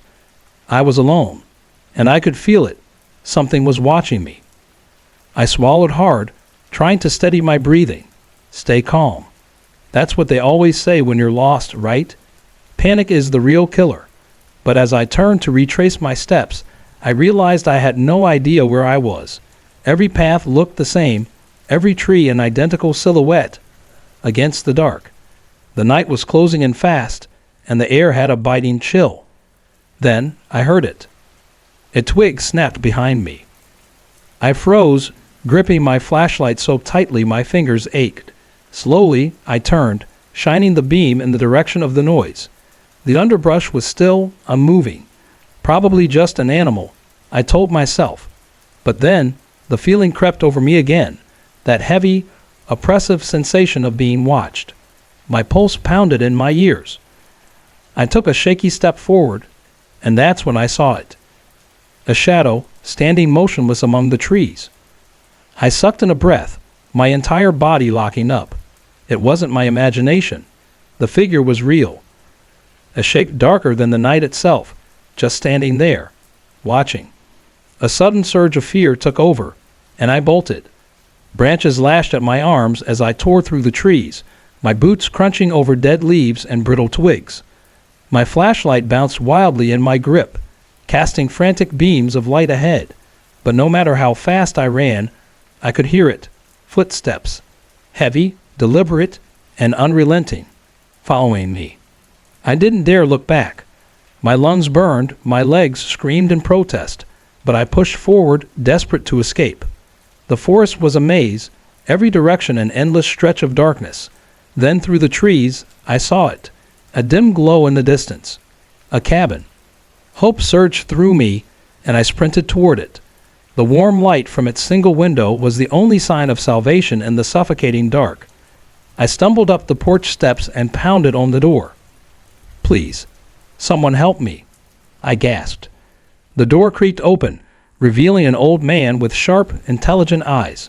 His face was lined with age, but there was something strong about him, something steady. "Get inside. Now." His voice was firm, urgent. I didn't hesitate. I slipped inside, and he slammed the door shut behind me, locking it with a heavy bolt. The warmth of the cabin hit me like a wave, the crackling fire casting flickering shadows along the wooden walls. I collapsed onto a chair, struggling to catch my breath. The old man, Henry, he introduced himself, handed me a steaming cup of tea. His weathered hands didn't shake as he pulled a chair close and sat down across from me. "You're lucky you found this place," he said. His voice was low, almost a warning. "Most don't." I told him everything. How I had gotten lost, the shadowy figure, the relentless footsteps. He listened carefully, nodding slowly. His expression didn't change, like he'd heard this story before. "You're not the first," he finally said, "and you won't be the last." A shiver ran down my spine. Henry glanced toward the window, where the trees stood tall and unmoving, but something about the way he looked at them, like he was waiting for something, made my stomach twist. "There are things in these woods," he continued, "things older than you and me. They don't like to be seen, but once you do see them, they don't forget you." I swallowed hard, gripping the warm mug like it could somehow protect me. "You'll be safe here for the night," Henry assured me. "But at first light, you need to leave." I barely slept. The fire crackled, but the warmth did nothing to chase away the chill that settled deep in my bones. Every creak of the old cabin made my heart jump. Somewhere outside, in the endless stretch of trees, I knew it was still out there, waiting. Morning came, but the unease never left me. Henry led me through the forest. Moving with confidence, I invited. In the daylight, the woods didn't seem as menacing, but I still felt that creeping sensation, the phantom weight of unseen eyes. After what felt like hours, we reached my campsite. Relief flooded through me so hard I nearly collapsed. I turned to Henry. Words of gratitude caught in my throat. But he was already gone. I stared at the space where he had stood just moments before. No sign of him. No sound of retreating footsteps. Just nothing. The forest was still. A cold realization settled in my chest as I packed up my things, eager to leave. I never heard Henry's footsteps while we walked. Not once. I never saw another cabin on my way out. And as I glanced back at the towering trees one last time, a single thought chilled me to the core. What if Henry wasn't saving me from something in the woods? What if he was saving the woods from me? Hey everyone, I put a lot of effort and heart into creating these videos just for you. If you're enjoying the content, I'd love to hear from you. Drop a quick comment below and let me know where you're watching from and what time it is for you right now. Your support means the world to me, and it keeps me motivated to bring more awesome videos your way. I've always loved camping alone. There's something peaceful about escaping the noise of everyday life, setting up under the stars, and letting the quiet of nature surround me. Last weekend, I took my SUV deep into the forests of West Virginia, looking for the perfect spot to spend the night. I found a secluded clearing off a narrow dirt road, far from any trails or campsites. It was exactly what I wanted, isolated, peaceful, untouched. As the sun dipped below the trees, I built a small fire and cooked dinner. The air was crisp, filled with the scent of pine and damp earth. The only sounds were the crackling flames and the steady chorus of crickets. It was perfect. After eating, I sat by the fire, staring into the embers, feeling that rare kind of calm that only the wilderness brings. Around midnight, fatigue set in, and I decided to turn in for the night. I doused the fire, climbed into the back of my SUV, where I had set up a sleeping bag and pillows, and locked the doors. The windows were cracked just enough to let in the cool night air. I was just starting to drift off when I heard it. At first, it was barely noticeable, a distant hum carried by the wind. But as I lay there, listening, it became clearer. Chanting. A slow, rhythmic murmur coming from the woods. My chest tightened. I held my breath, trying to make sense of what I was hearing. It wasn't an animal. It wasn't the wind. It was human. The voices were low and melodic, almost hypnotic, like a ritual. I sat up, my heart pounding. I scanned the tree line, but my fire was long dead, and the moon was barely enough to illuminate the thick canopy of trees. I couldn't see anything, just shadows shifting in the darkness. I tried to shake it off. Maybe some locals were out here messing around. A late-night hunting party or campers telling ghost stories. That had to be it. But the chanting grew louder. I reached for my keys, debating whether I should leave. And then, just like that, it stopped. The silence was deafening. No crickets. No wind. Nothing. A thick, suffocating stillness settled over the forest. Something was watching me. I forced myself to lie back down, keeping my eyes on the windows, every muscle in my body tensed. Minutes passed, maybe an hour. Then, a sharp knock on the glass. I jolted upright, my pulse slamming in my ears. A face stared at me through the window. Wild eyes, matted hair, a man. His expression was unreadable, but his gaze was locked onto mine, like he'd been watching me for a long time. Every instinct in my body screamed run. I let out a guttural, primal scream, a sound I didn't even know I could make. The man flinched, stepping back into the darkness, and then he ran, disappearing into the trees without a sound. I fumbled with my keys, nearly dropping them as I turned on the headlights. The beams cut through the darkness, illuminating nothing but empty forest. No footprints, no movement, just the oppressive quiet, as if the woods had swallowed him whole. I didn't sleep. I couldn't. I kept my hands on the wheel, ready to peel out at the slightest sound. My mind raced, replaying the image of his face over and over. Who was he? Why was he out here? And what the hell was that chanting? The moment the sky turned from black to gray, I started the engine and got the hell out of there. I didn't stop until I reached a small diner off the highway. I must have looked shaken because the waitress, an older woman with tired eyes, paused when she set my coffee down. "Long night?" she asked. I nodded, hesitating, then told her everything. She listened, her face unreadable, until I mentioned the chanting. That's when her expression darkened. "You were in the deep hollow woods?" she asked. I nodded.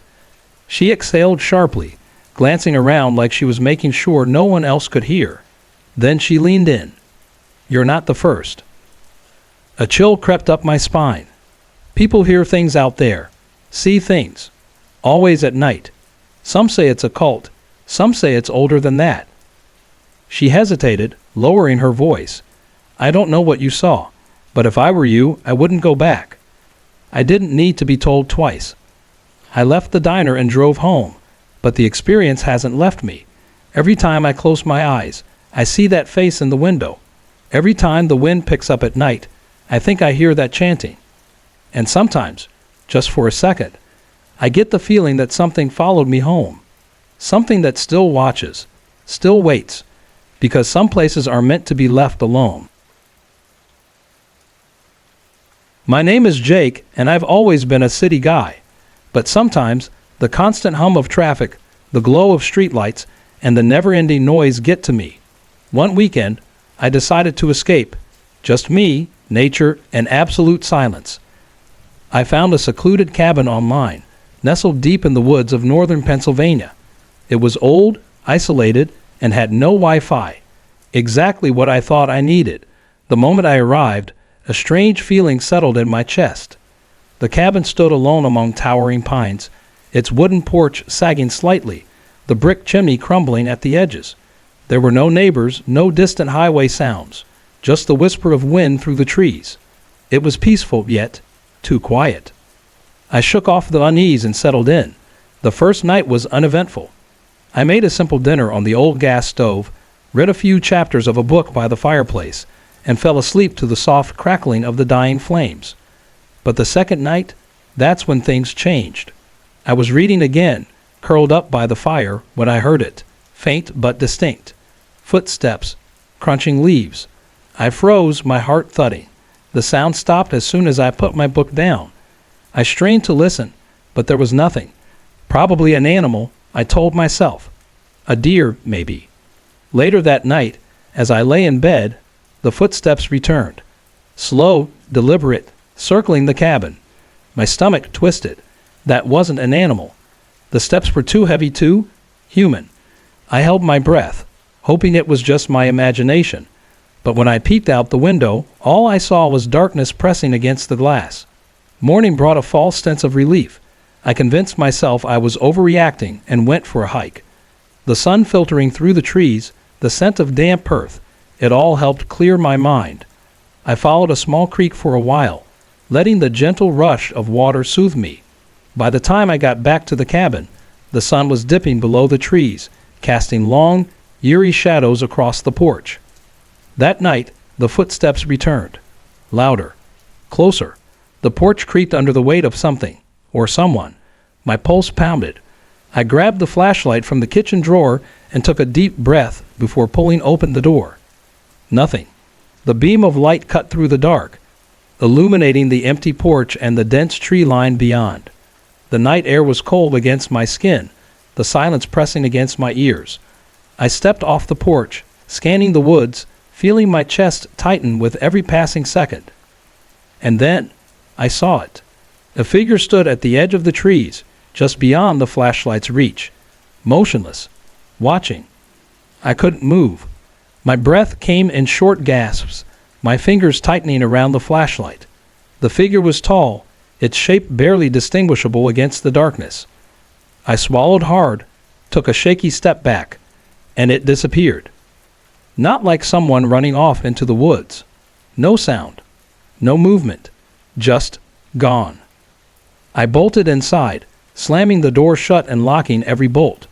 My hands were trembling as I backed away, flashlight still clutched in my grip. I didn't sleep.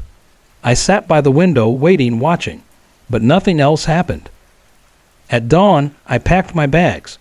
I didn't care about the refund. I just needed to leave. As I carried my duffel to the car, something caught my eye on the porch. A doll. Small. Worn. Old-fashioned.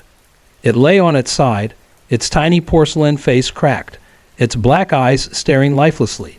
My stomach dropped. I hadn't seen it there before. I hadn't brought it.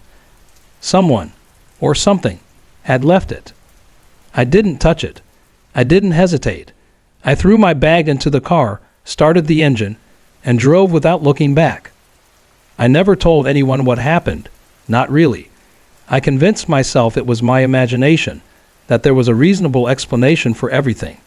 But some nights, when my apartment is completely silent, I swear I hear it.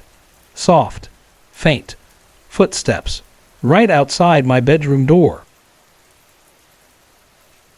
The sun dipped below the horizon, painting the sky in streaks of orange and purple as my family set up camp near Pine Hollow Lake. My name is Tommy, and I'm 12. My little brother, Jake, is 10. We'd never been camping before, and the thought of spending a night in the woods filled us with excitement, and maybe just a little fear. Mom and Dad were busy pitching the tent, while Jake and I darted around the site, gathering sticks for the fire. The forest surrounding us was thick, the trees tall and shadowy as the evening light faded. A crisp autumn breeze rustled the branches above, sending chills down my spine. That's when Jake saw it. Through the trees, barely visible in the dimming light, was an old cabin. The wood was weathered, the roof sagging under years of neglect. The windows were either shattered or missing, and the front door hung crookedly from one rusted hinge. Jake nudged me. We gotta check it out. I hesitated. Mom and Dad will freak if we wander off. He grinned, just for a second. We'll be back before they even notice. I sighed, knowing I couldn't let him go alone. The leaves crunched under our feet as we made our way toward the clearing. With each step, the air felt heavier, thick with an odor I couldn't quite place, something earthy, but with an underlying scent of rot. When we reached the edge of the clearing, I felt a wave of unease. Up close, the cabin felt wrong. The walls were warped, blackened in places, as if scorched by an old fire. Jake took a step forward, but I grabbed his arm. "Let's go back," I whispered. For once, he didn't argue. Just as we turned, we heard it. A rustling sound from inside the cabin. Our blood turned to ice. We didn't wait to see what it was. We bolted, tearing through the woods, not stopping until we burst into the safety of our campsite. Dad had just lit the fire. Mom was setting out marshmallows. We exchanged a glance but said nothing. I didn't want them to think we were being dramatic, or worse, tell us we imagined it. That night, we sat by the fire, listening to Dad's ghost stories while the embers glowed. I laughed at Jake's nervous expression, but deep down, I couldn't shake the feeling that we weren't alone. Every gust of wind, every crackling branch made my skin prickle. Eventually, we climbed into the tent, cocooned in our sleeping bags. I could hear the lake lapping at the shore, the distant hoot of an owl. My eyelids grew heavy, and I started to drift off. Then, the rustling came back. This time, it was closer. I held my breath, straining to listen. Jake stirred beside me, his eyes wide. The sound came from just outside our tent. A low growl rumbled through the silence. My stomach dropped. My pulse pounded in my ears. We lay frozen, barely breathing, waiting, until finally, after what felt like an eternity, the noise stopped. Morning couldn't come fast enough. At first light, we told our parents.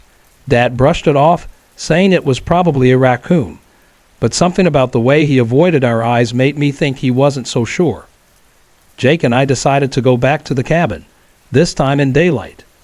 We walked cautiously through the woods, sunlight filtering through the trees.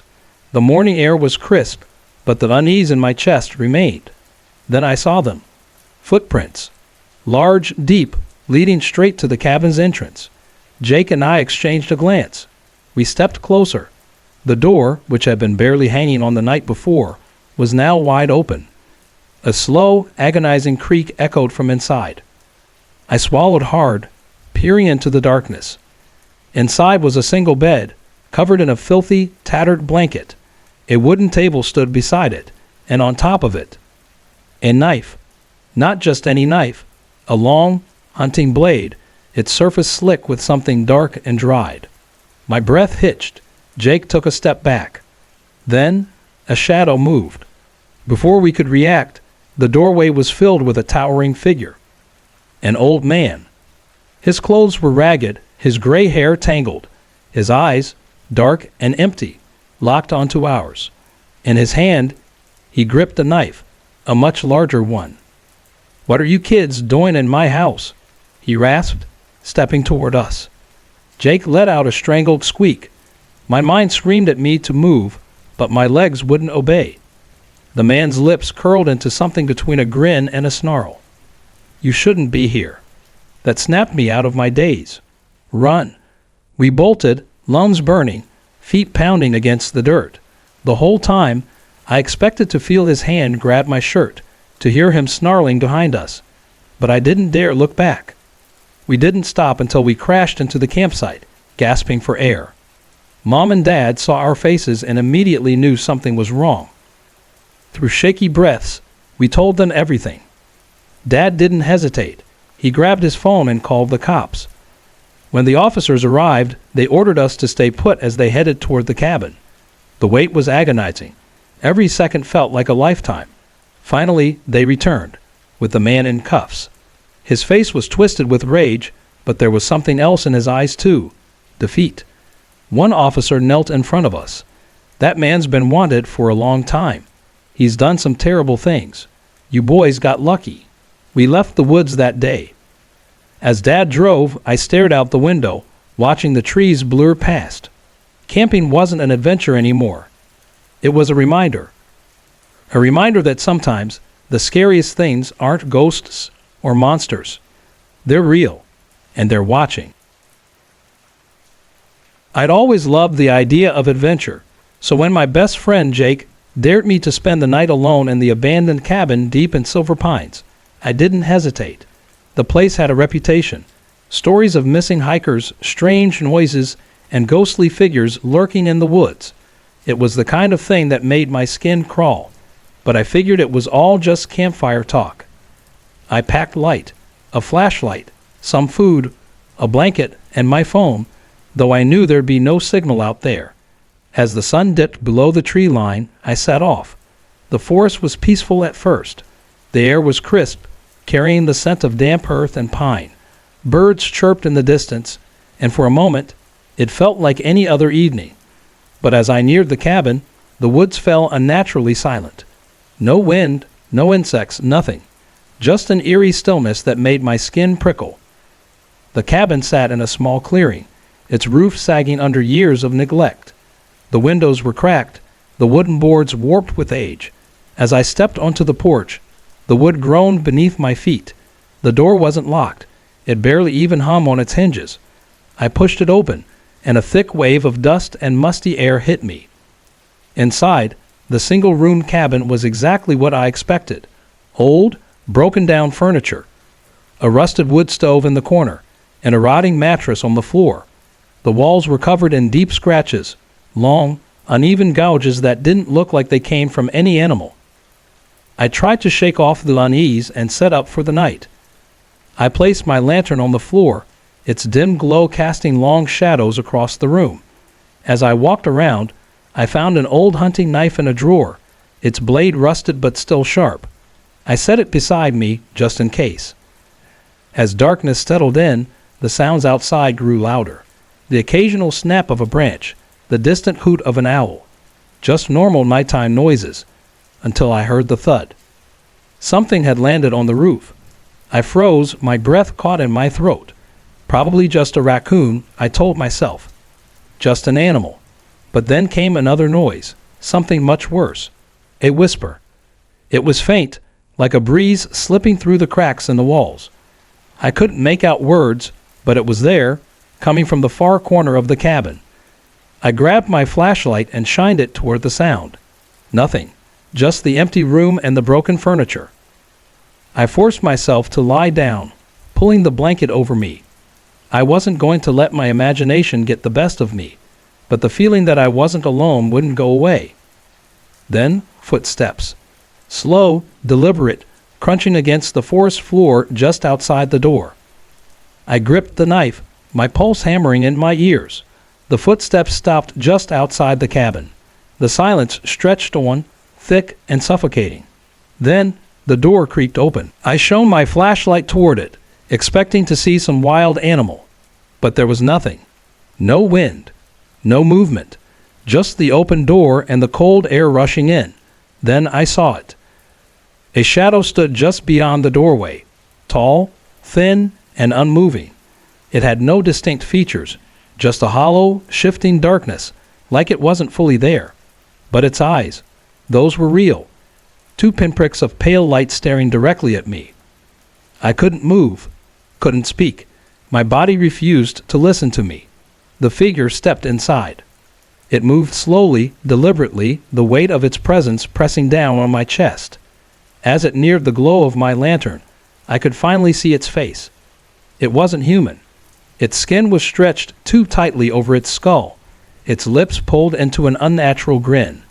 Its fingers were long and thin, the tips darkened like they'd been burned. The air around it was colder than ice, and when it took another step, the lantern flickered. My grip on the knife tightened, but what was I going to do? Stab a shadow?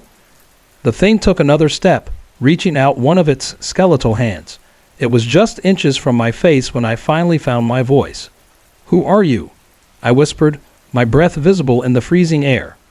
The figure didn't answer. It just stood there, its head tilting ever so slightly, like it was studying me. Then, in the blink of an eye, it was gone. The warmth returned instantly, the heavy pressure in the air lifting. My flashlight flickered, and I was alone again. Or at least, that's what I told myself. My whole body trembled as I grabbed my bag, shoving my things inside with shaky hands. I was done. I didn't care about Jake's dare, didn't care about proving myself. I just wanted out. But as I turned to leave, the whispering started again. This time, it wasn't just noise. It was words. Clear, deliberate. Leave now, or never leave at all. I didn't need to be told twice. I bolted out of the cabin, nearly tripping over my own feet as I tore through the woods. The branches clawed at my arms, my legs burned, but I didn't stop. I ran and ran until I finally reached the edge of the forest, my chest heaving. When I finally looked back, the cabin was barely visible in the darkness. But the figure was there, standing at the doorway, watching, waiting. I never went back to Silver Pines after that. Jake laughed it off, called me a coward. I let him. I didn't tell him what I saw. Didn't tell anyone. Some places aren't meant to be explored. And that cabin, that was one of them. I've always hated being home alone. My name is Jake, and I'm 12 years old. My little sister, Emily, is 10. Last Tuesday, we both had to stay home from school because we were sick. Mom had to work, and our stepdad, Greg, promised he'd check on us later. It was one of those miserable gray days, cold rain tapping against the windows, the kind of weather that makes you feel even worse when you're already sick. Emily and I spent most of the morning curled up on the couch in the living room, wrapped in blankets, watching cartoons. Our golden retriever, Max, lay sprawled across our feet, snoring softly. The house was quiet except for the low hum of the TV. Mom had left soup and crackers in the kitchen, always making sure we had everything we needed, even when she wasn't home. Around noon, I started to feel weird. Not sick weird, more like someone watching me weird. It was subtle at first, just a prickling on the back of my neck. I glanced at the windows, the hallway, even the front door. Nothing. I told myself I was just being paranoid. But then, the front door creaked open. Emily and I snapped our heads toward the sound. My stomach dropped. The deadbolt had been locked. The door shouldn't have opened. Emily's wide eyes met mine. "Did you hear that?" she whispered. I grabbed my phone and called Mom. She picked up on the second ring. "Mom," I said, trying to keep my voice steady, "is Greg home?" "No, honey, he's still at work." "Why?" My chest tightened. "I think someone's in the house." Mom's tone turned sharp. "Take Emily. Lock yourselves in the basement. I'm calling Greg and the police. Go, now." I grabbed Emily's hand, and we ran to the basement door. Max shot up, his ears perked, and then he exploded into barking. Deep, furious barks that echoed through the house. We didn't wait. We yanked open the basement door, rushed down the steps, and slammed it shut behind us. I twisted the lock just as footsteps creaked across the living room floor. The basement was dark and smelled like old wood and dust. Boxes were stacked in every corner, filled with forgotten Christmas decorations, old toys, and Dad's stuff from before he left. We crouched behind a pile of storage bins, holding our breath. Upstairs, Max's barking turned into a low, continuous growl. Heavy footsteps moved through the house. Slow, deliberate. Whoever was up there wasn't in a hurry. My hands were shaking. I pulled Emily closer. "Stay quiet," I whispered. Minutes dragged by like hours. The footsteps stopped. Then, closer. The basement door handle rattled. I felt Emily's fingers tighten around mine. I squeezed my eyes shut, my heartbeat pounding in my ears. "Please don't open. Please don't open." And then, the front door opened again. A voice. Familiar. "Jake? Emily?" "Greg." Relief flooded me so hard I nearly sobbed. We didn't move until we heard him again. "It's Greg. Where are you?" I unlocked the basement door and peeped out. Greg stood in the hallway, gripping a baseball bat, his face pale. Emily and I ran to him, clutching his shirt. "It's okay, kids," he said, his voice tense but steady. "Police are on their way." Max was still barking, this time at the basement. His tail was stiff, his fur raised. Greg tightened his grip on the bat and took a cautious step toward the open door. "Stay behind me." We followed as he slowly descended the basement steps. The air down there felt heavier now, the shadows darker. He moved carefully, peering around the stacked boxes. Max let out a deep, warning growl. And then Greg froze. At the far end of the basement, crouched behind an old dresser, was a man. Thin, dirty, eyes wild and sunken. For a moment, nobody moved. The man's chest rose and fell rapidly, his breathing ragged. His gaze darted between us like a cornered animal. Greg lifted the bat slightly. "Don't move," he said, his voice cold and firm. "Cops are coming." The man didn't resist. He didn't speak. He just sat there, staring, his fingers twitching against his knees. Then, sirens.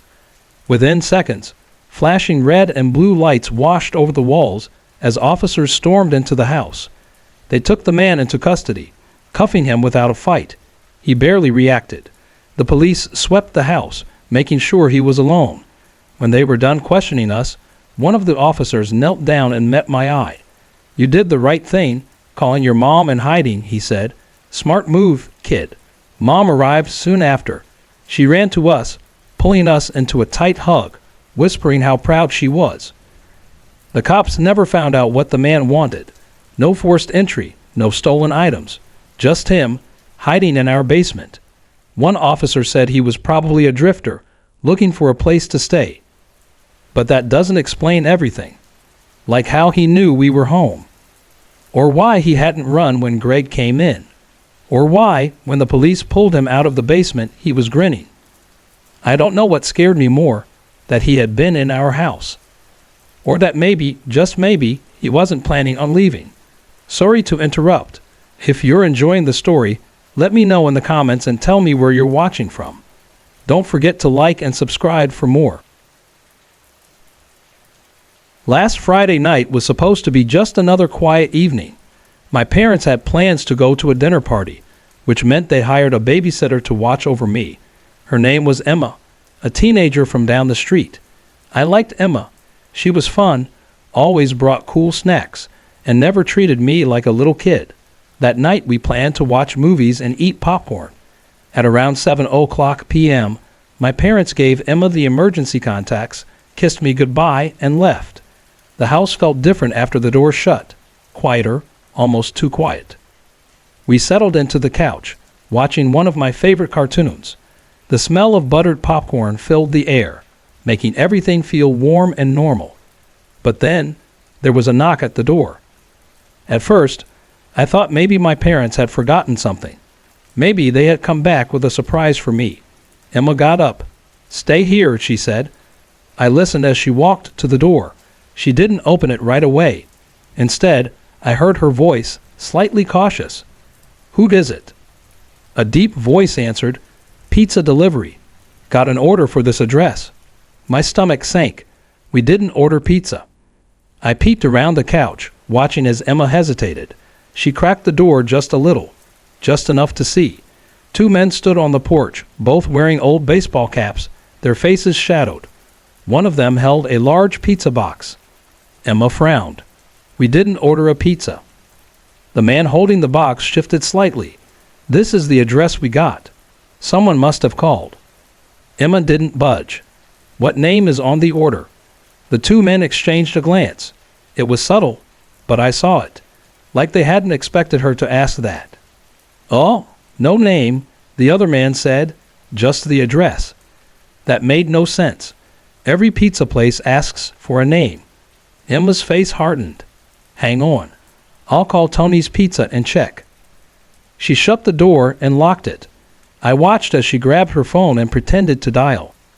She spoke loudly. "Hi, Tony's Pizza. Just checking. Did someone order for 123 Maple Street?" She looked at me. Her hands were shaking. I realized she wasn't actually talking to anyone. The call was fake. The men outside must have figured that out too. Their voices grew sharper. "Look, kid, we just need to drop this off. Just open the door for a second." Emma didn't flinch. She held the phone up and pressed a random button. "I'm calling the police now," she said, her voice steady but firm. "They'll be here in a minute." Silence. Then, hurried footsteps on the porch. Through the window, I saw them moving fast, jumping into an old white van parked near the curb. The engine roared to life, and within seconds, they were gone. Emma double-checked the locks. She checked the windows. Then she turned to me, forcing a shaky smile. "It's okay," she whispered. "They're gone now." But I could see it in her face. She wasn't sure. We stayed in the living room with all the lights on. Emma grabbed her phone again, this time for real. She called my parents, telling them everything. I could hear my mom's voice through the phone, worried, frantic. They were coming home. Emma also called the real Tony's Pizza. They confirmed what we already knew. No one placed an order from our address. Minutes felt like hours. Every sound outside made my heart jump. The distant rumble of a car, the rustling of trees in the wind. Even the ticking of the kitchen clock felt loud. When my parents finally burst through the front door, my mom hugged me so tight I could barely breathe. My dad was already on the phone with the police. 2 officers arrived within minutes. They listened carefully as Emma recounted everything. The voices, the fake pizza order, the way the men reacted when she pretended to call 911. "You did the right thing," one officer said. "If you'd opened that door," he didn't finish the sentence. He didn't have to. They checked the house, but the men were long gone. No trace left behind. No van, no footprints, nothing. That night, I slept in my parents' room. I tried to close my eyes, but my mind wouldn't stop replaying the scene. The knock on the door, the way the men hesitated, the look on Emma's face when she realized this wasn't just a mistake. The next morning, my dad installed new locks and a security system with cameras. He wasn't taking any chances. Emma was a hero that night. She stayed calm when I was scared. She thought fast when things didn't feel right. We never found out who those men were or what they wanted. But I know one thing. They weren't there to deliver pizza. Living in a downtown loft right next to a strip of bars had its ups and downs.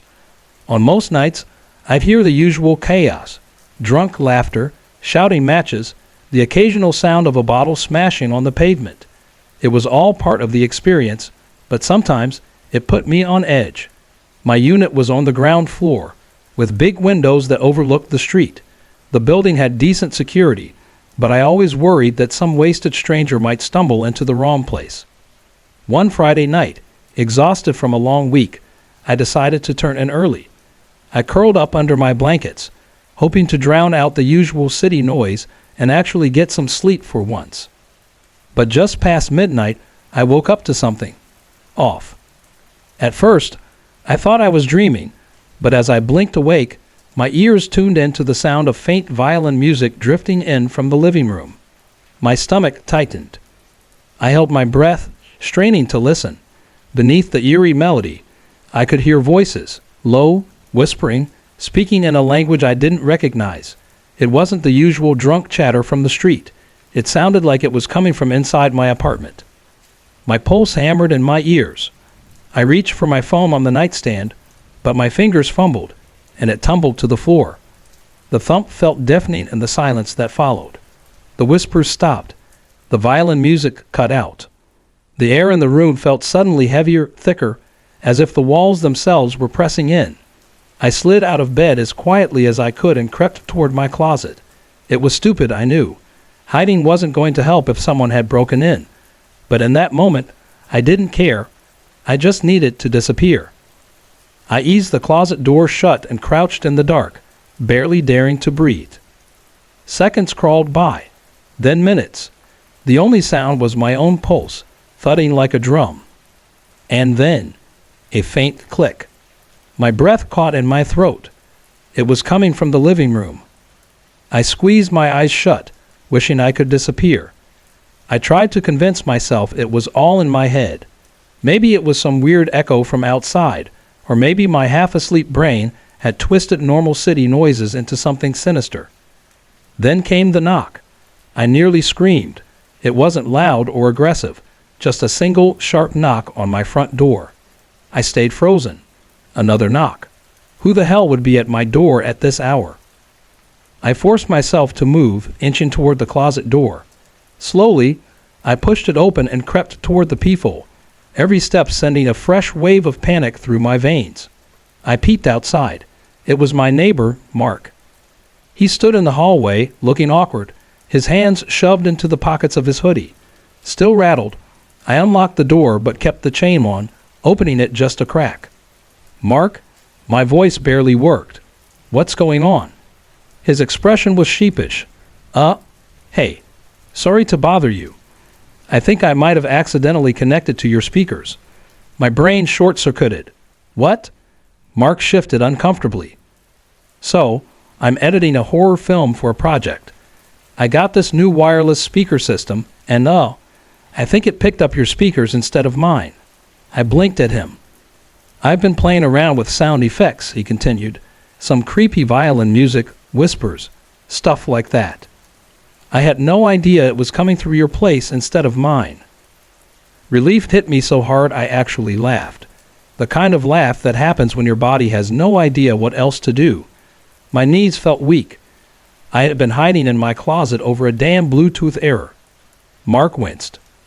"Yeah, I'm really sorry. I'll fix it so it doesn't happen again." I exhaled, shaking my head. "Dude, I thought I was being haunted." We stood there for a moment, and then Mark chuckled too. "I mean, I am working on a ghost story. Maybe the ghosts heard me and decided to help with the sound design." I rolled my eyes. Not funny.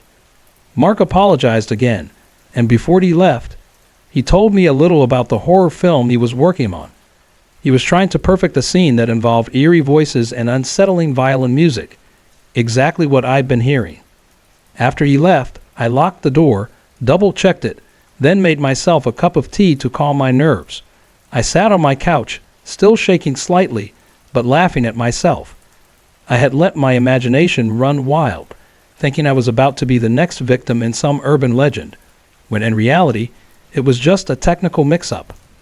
I took a deep breath and looked around my loft. It was still the same cozy place I had always loved, even if the city could be chaotic. Living downtown had its moments. Some were terrifying, and some just made for a really good story. This happened about 2 years ago when my family and I moved into a new apartment. At first, everything seemed fine, quiet, uneventful. It was a fresh start, but after a few weeks, things started to feel off. One night, I had a strange dream. In the dream, I heard a ghostly presence in the house. It felt so real that when I woke up, I couldn't shake the feeling that something wasn't right. I tried to tell myself it was just a dream, but deep down, I knew it wasn't. I get these strange feelings and vivid dreams that often end up being connected to something real. I felt something in the house, and it terrified me. I lay there in bed, praying for peace, trying to fall back asleep, though I could feel the presence lurking. The next few days were quiet, or so I thought. But one night, while I was trying to fall asleep, I heard it. A laugh. It sounded strange, almost like a duck's quack, but there was no mistaking it. At first, I didn't think much of it. It almost sounded like my dad, so I assumed it was him. But when I woke up again, I heard the laugh, and it was closer this time. I got up, went into the living room, and asked my dad and brother why they were playing around so late, but they both looked at me like I was crazy. They hadn't moved from where they were sitting. I was a little shaken, but tried to brush it off. But the next time it happened, I woke up to the same laugh. This time, it was right by my ear. I knew no one else was awake. My parents were sound asleep, and my brother was in his room. I was certain now it wasn't my dad. I told my family what had been happening. They weren't shocked, because this kind of thing had happened to me before. I've always been sensitive to strange occurrences, and they knew I wasn't one to make things up. But then things started happening more frequently. I would hear things, especially when it got dark. Sometimes I'd hear things that no one else could hear. One night, my friend Lily was visiting. We were watching TV when she suddenly turned to me and asked, "Aren't you going to get that?" I was confused. She looked at me with wide eyes. Someone knocked on the door. I immediately stood up, went to the door, and opened it. No one was there. I asked Lily if she was playing a prank, but she insisted she heard it too. She left soon after, and about 30 minutes later, as I was still watching TV, I heard it again, the knock at the door. I looked over at my parents. They were right there, sitting on the couch, but they didn't react. I asked them if they heard it, but they just shrugged. No, we didn't hear anything. Confused and frightened, I went to the door again, but once more, no one was there. I even walked down the hallway, looking around the complex, but the place was empty. The knock had come from nowhere. I went back to the living room, trying to ignore it. But then, I heard the screen door slide open. This time, I didn't say anything. My heart was pounding in my chest, and I just sat there, staring at the door, convinced someone was about to walk in. But nothing happened. The feeling faded, and I tried to push it out of my mind. Later, as I tried to fall asleep, I heard strange noises in my room, things dropping, like someone was moving around. I could even hear the sound of knees cracking, like someone was walking around. The fear was overwhelming. It felt like something was in the room with me, and I couldn't escape it. I shared everything with my parents again. My mom admitted she had heard strange things too. She told me that sometimes while I was at school, she would hear me call out her name, but when she went to check, I wasn't even home. Then one day, she asked me something that really unsettled me. "What does ghost inside mean?" she asked me. I translated the words for her, confused. Why was she asking? "It's nothing," she said, brushing it off. But I knew she was hiding something. She never told me what was really behind that question until we moved out. Then she revealed that when she was watching TV alone, the channels would often change on their own. The screen would go blank, and the words "Ghost inside" would appear in the caption. She thought it was just a weird glitch at first, but now, knowing what we'd all experienced, it seemed too strange to ignore.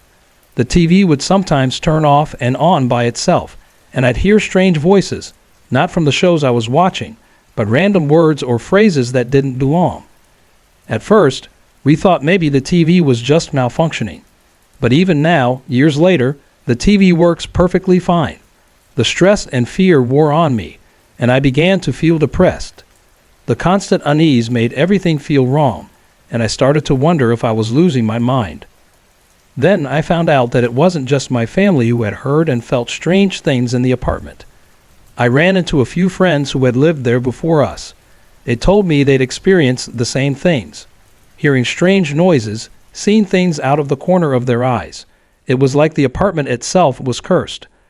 We eventually moved out of that place, but the fear didn't leave me. Since then, we've lived in 2 different cities, and while I've felt some strange occurrences here and there, it never feels the same as it did in that apartment. But I'll never forget the feeling of being trapped in a place that seemed to hold something dark, something I couldn't explain. I now understand that these things aren't just figments of my imagination. There's something real about the paranormal, and once it gets into your life, it's hard to escape.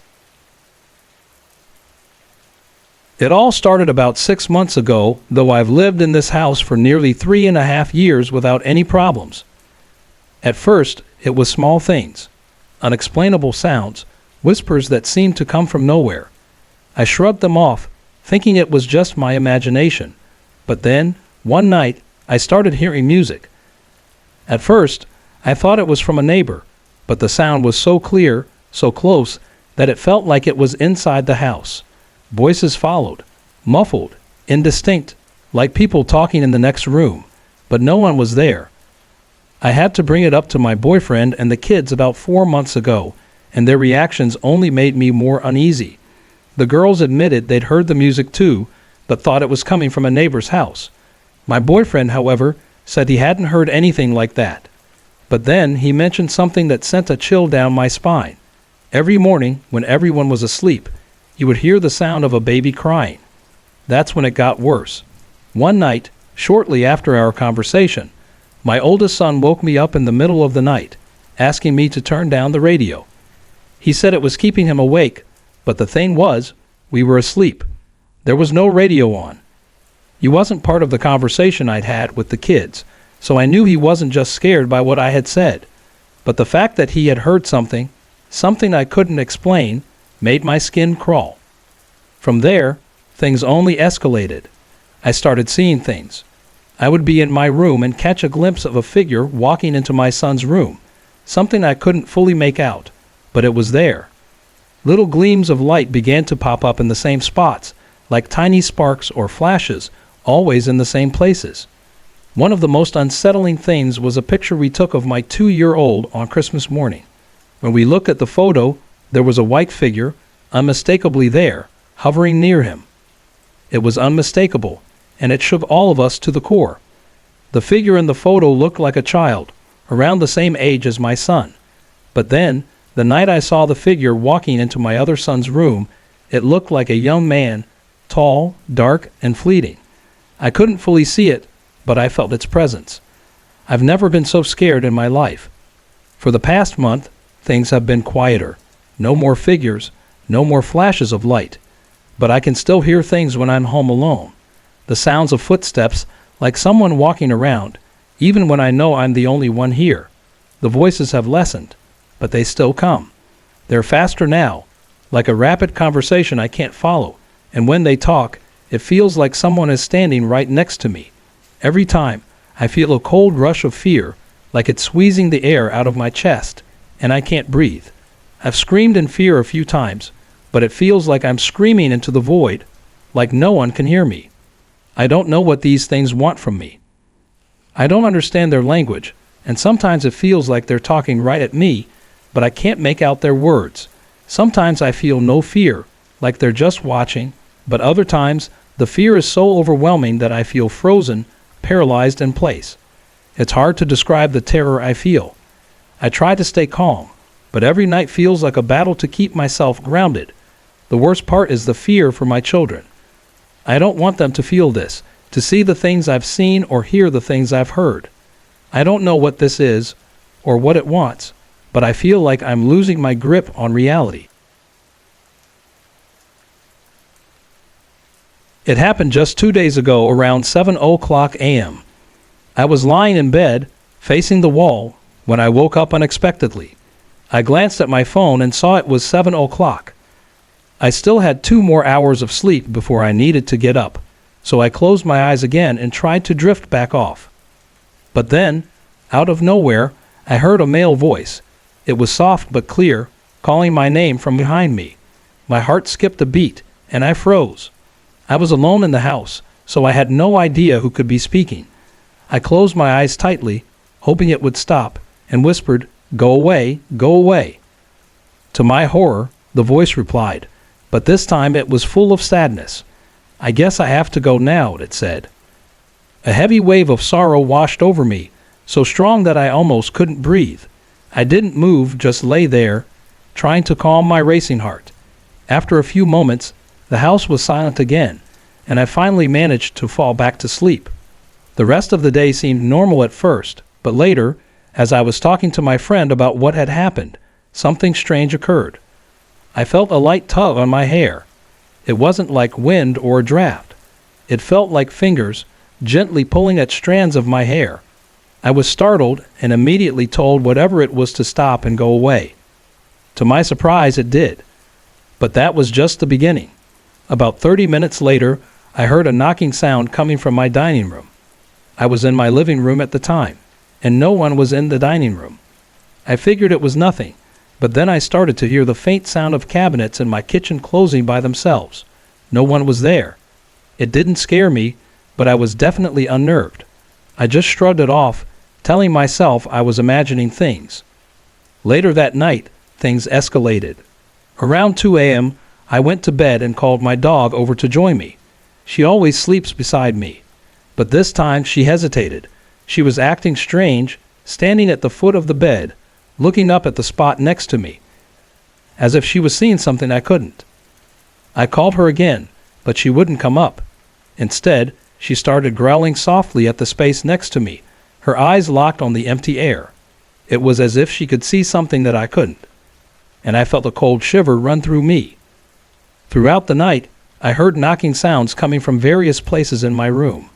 It was quiet at first, just a faint tapping, but as the night went on, it became louder, more persistent. The sound seemed to come from all around me, like someone was knocking on the walls, the furniture, the door. By 7 a.m., the knocking had become almost unbearable, echoing throughout the room. I couldn't take it anymore and finally shouted, "Stop." To my surprise, it stopped immediately. The room fell silent, and I was left feeling both relieved and unsettled. This isn't the first strange thing that's happened to me. Over the years, I've experienced plenty of odd occurrences, voices, strange noises, and moments when the atmosphere in the house just feels off. But this latest incident has left me questioning whether something, or someone, is trying to communicate with me. The sadness in the voice, the tugging on my hair, the knocking, and my dog's strange behavior. It all feels like a message, but I can't understand what it's trying to tell me. Could it be someone trying to reach out from the other side? I don't know, but I'd really like some answers. Growing up, my father always told me that ghosts were real. I, being the skeptic, didn't fully believe him, but I always took the time to listen to his stories. His tales about spirits, shadows, and things that couldn't be explained were fascinating, but I never truly accepted them, until the events of 1996 changed everything. At that time, my parents and I went to visit my godparents, and before the trip ended, my father insisted I meet someone special. He mentioned that this person was my grandfather, but I had no idea what to expect. The house where my grandfather lived was a 2-story building, painted in a strange, awkward shade of blue. Not dark blue, not light blue, just a dull, lifeless blue that seemed to absorb all light. There was nothing bright about the place, no sense of warmth or joy. It felt empty. I remember thinking it was a house with no life, as if sorrow had taken root there long ago. When we arrived, my dad explained that the house had been built by my grandparents. I didn't think much of it at first. I just wanted to see what the house looked like. But as I approached it, something changed. A sudden, icy chill swept over me, seeping through my skin, making my bones feel cold. I couldn't shake the feeling, and the closer I got, the more unsettling it became. I saw it then, a shadow. A tall, dark figure standing in the back room. It had no face, no form, just an ominous, watching presence. My heart started racing. I couldn't explain it, but I knew something wasn't right. I could feel the weight of its gaze, as if it was tracking my every move, studying me. Fear gripped me, and I turned around instantly, running back to my father's van without looking back. I didn't want to know what it was. I didn't want to stay there a second longer. Later, when I told my father what happened, he wasn't surprised. He simply nodded, as if he had known this would happen. I found out then that others had seen the figure too. My grandmother, especially, spoke of it often. She said the shadow had been there ever since an incident involving her wedding ring, the one thing that turned my grandfather against her. That ring, once a symbol of love, had become a curse, she claimed. The shadow had come with it, and it lingered in the house, feeding on the guilt and pain that had taken root there. But my grandfather, he never saw it. He was blinded by his own guilt, too consumed by the weight of his actions to notice the dark presence in his home. To him, the shadow didn't exist. It was just part of the house, part of the years of regret he carried. I never went back to that house again.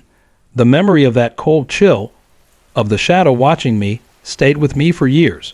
I couldn't shake the feeling that something was still there, still lingering in the corners, feeding off the sorrow that haunted those walls. This story wasn't mine, but it was shared with me by someone very close to me. It happened about 2 years ago, and I'll never forget the way my great-aunt told it to me one summer day, as I was swimming with my cousins. She shared a strange story about her house, a house that has always had a bit of an eerie reputation among our family. It happened a long time ago when her son, my uncle, was still living at home. She explained that he had a very specific routine every night before bed.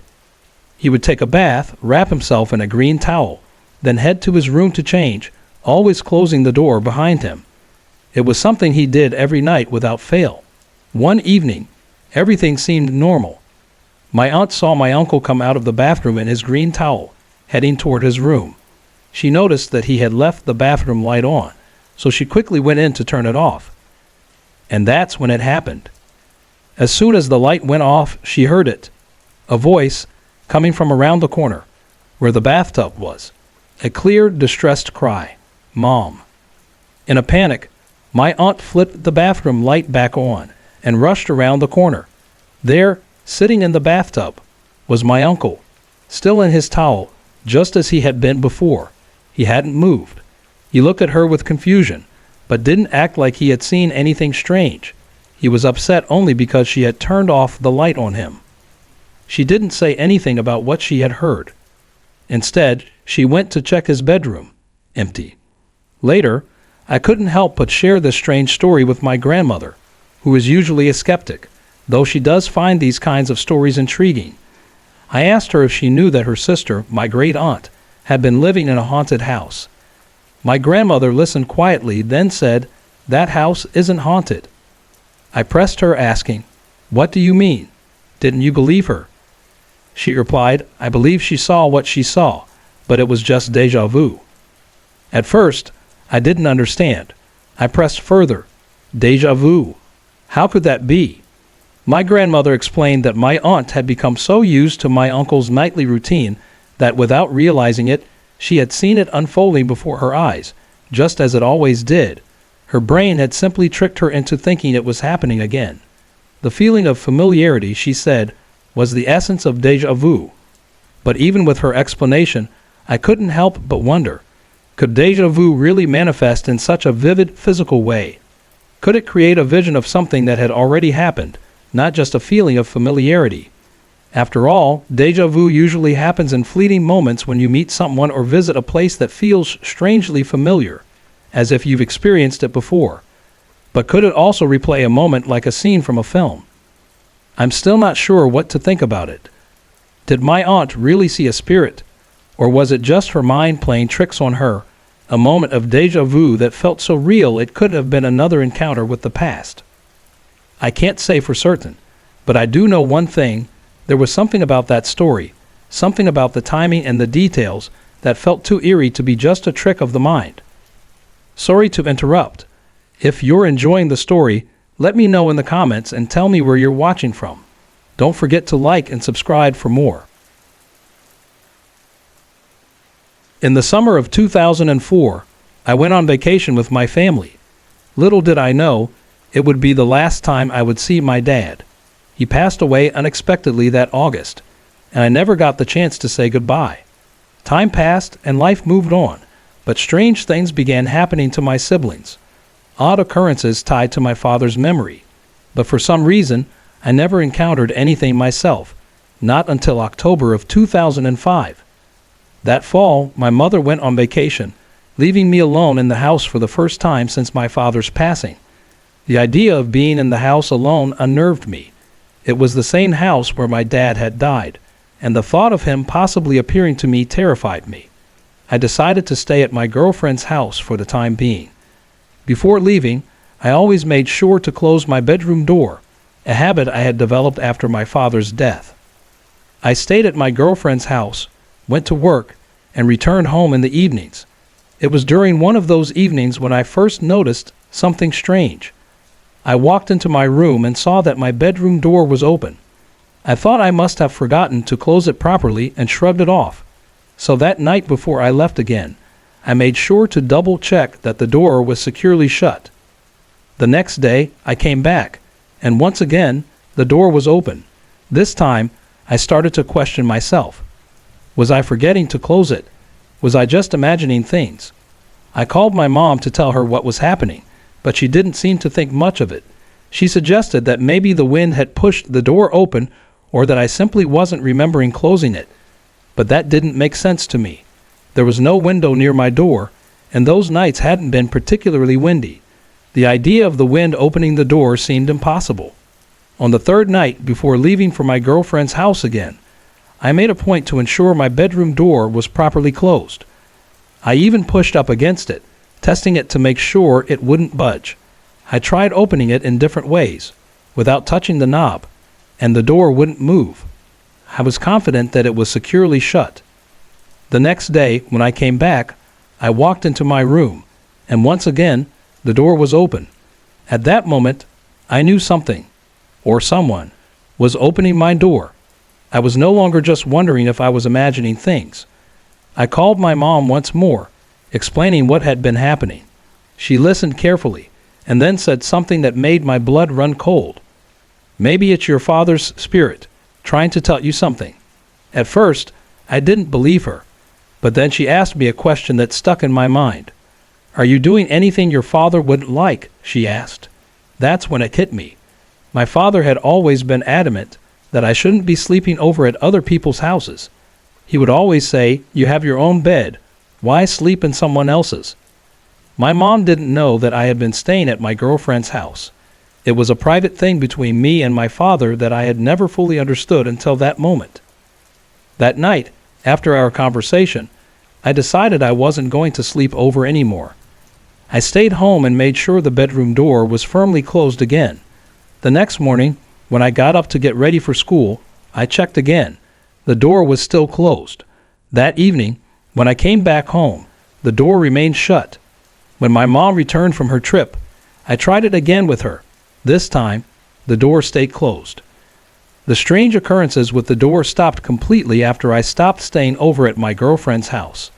It was as if my dad's spirit had been sending me a message all along. He didn't want me sleeping anywhere else. The open door was his way of reminding me that I had my own bed, and I should sleep in it. Since then, I've never questioned the strange happenings in that house. Sometimes, I still wonder if it was my dad's way of watching over me, or if it was something else entirely. But I have my own bed to sleep in now, and that's enough for me. I went on vacation during the summer of 2004, And while I was away, my dad passed away in August of that year.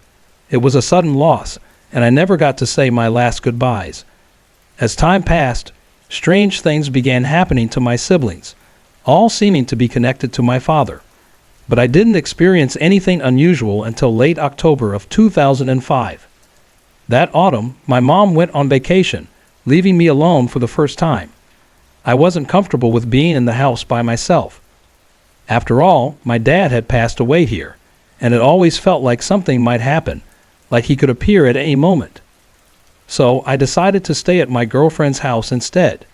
Every time I left the house, I made sure to close my bedroom door. It was a habit of mine, one I never questioned.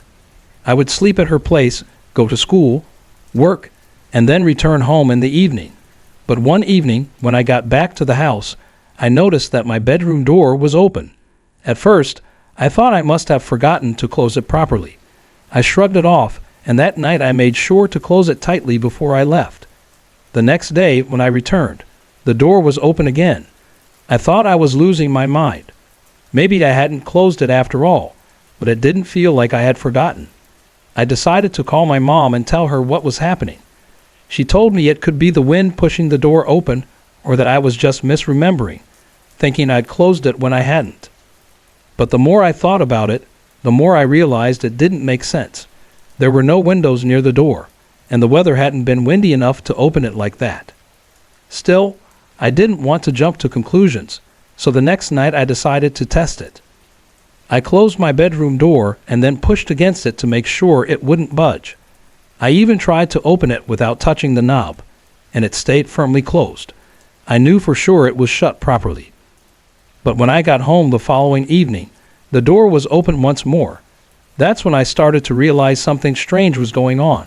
Someone, or something, was opening my door. I called my mom again, and this time she suggested it might be my dad's spirit trying to tell me something. At first, I didn't believe her, but then she asked if I was doing anything that my father wouldn't approve of. It hit me in that moment. My mom didn't know I was staying over at my girlfriend's house, and I remembered how my dad always said I should sleep in my own bed. He never liked me sleeping over at other people's houses. He'd always say, "You got your own bed. Why sleep in someone else's?"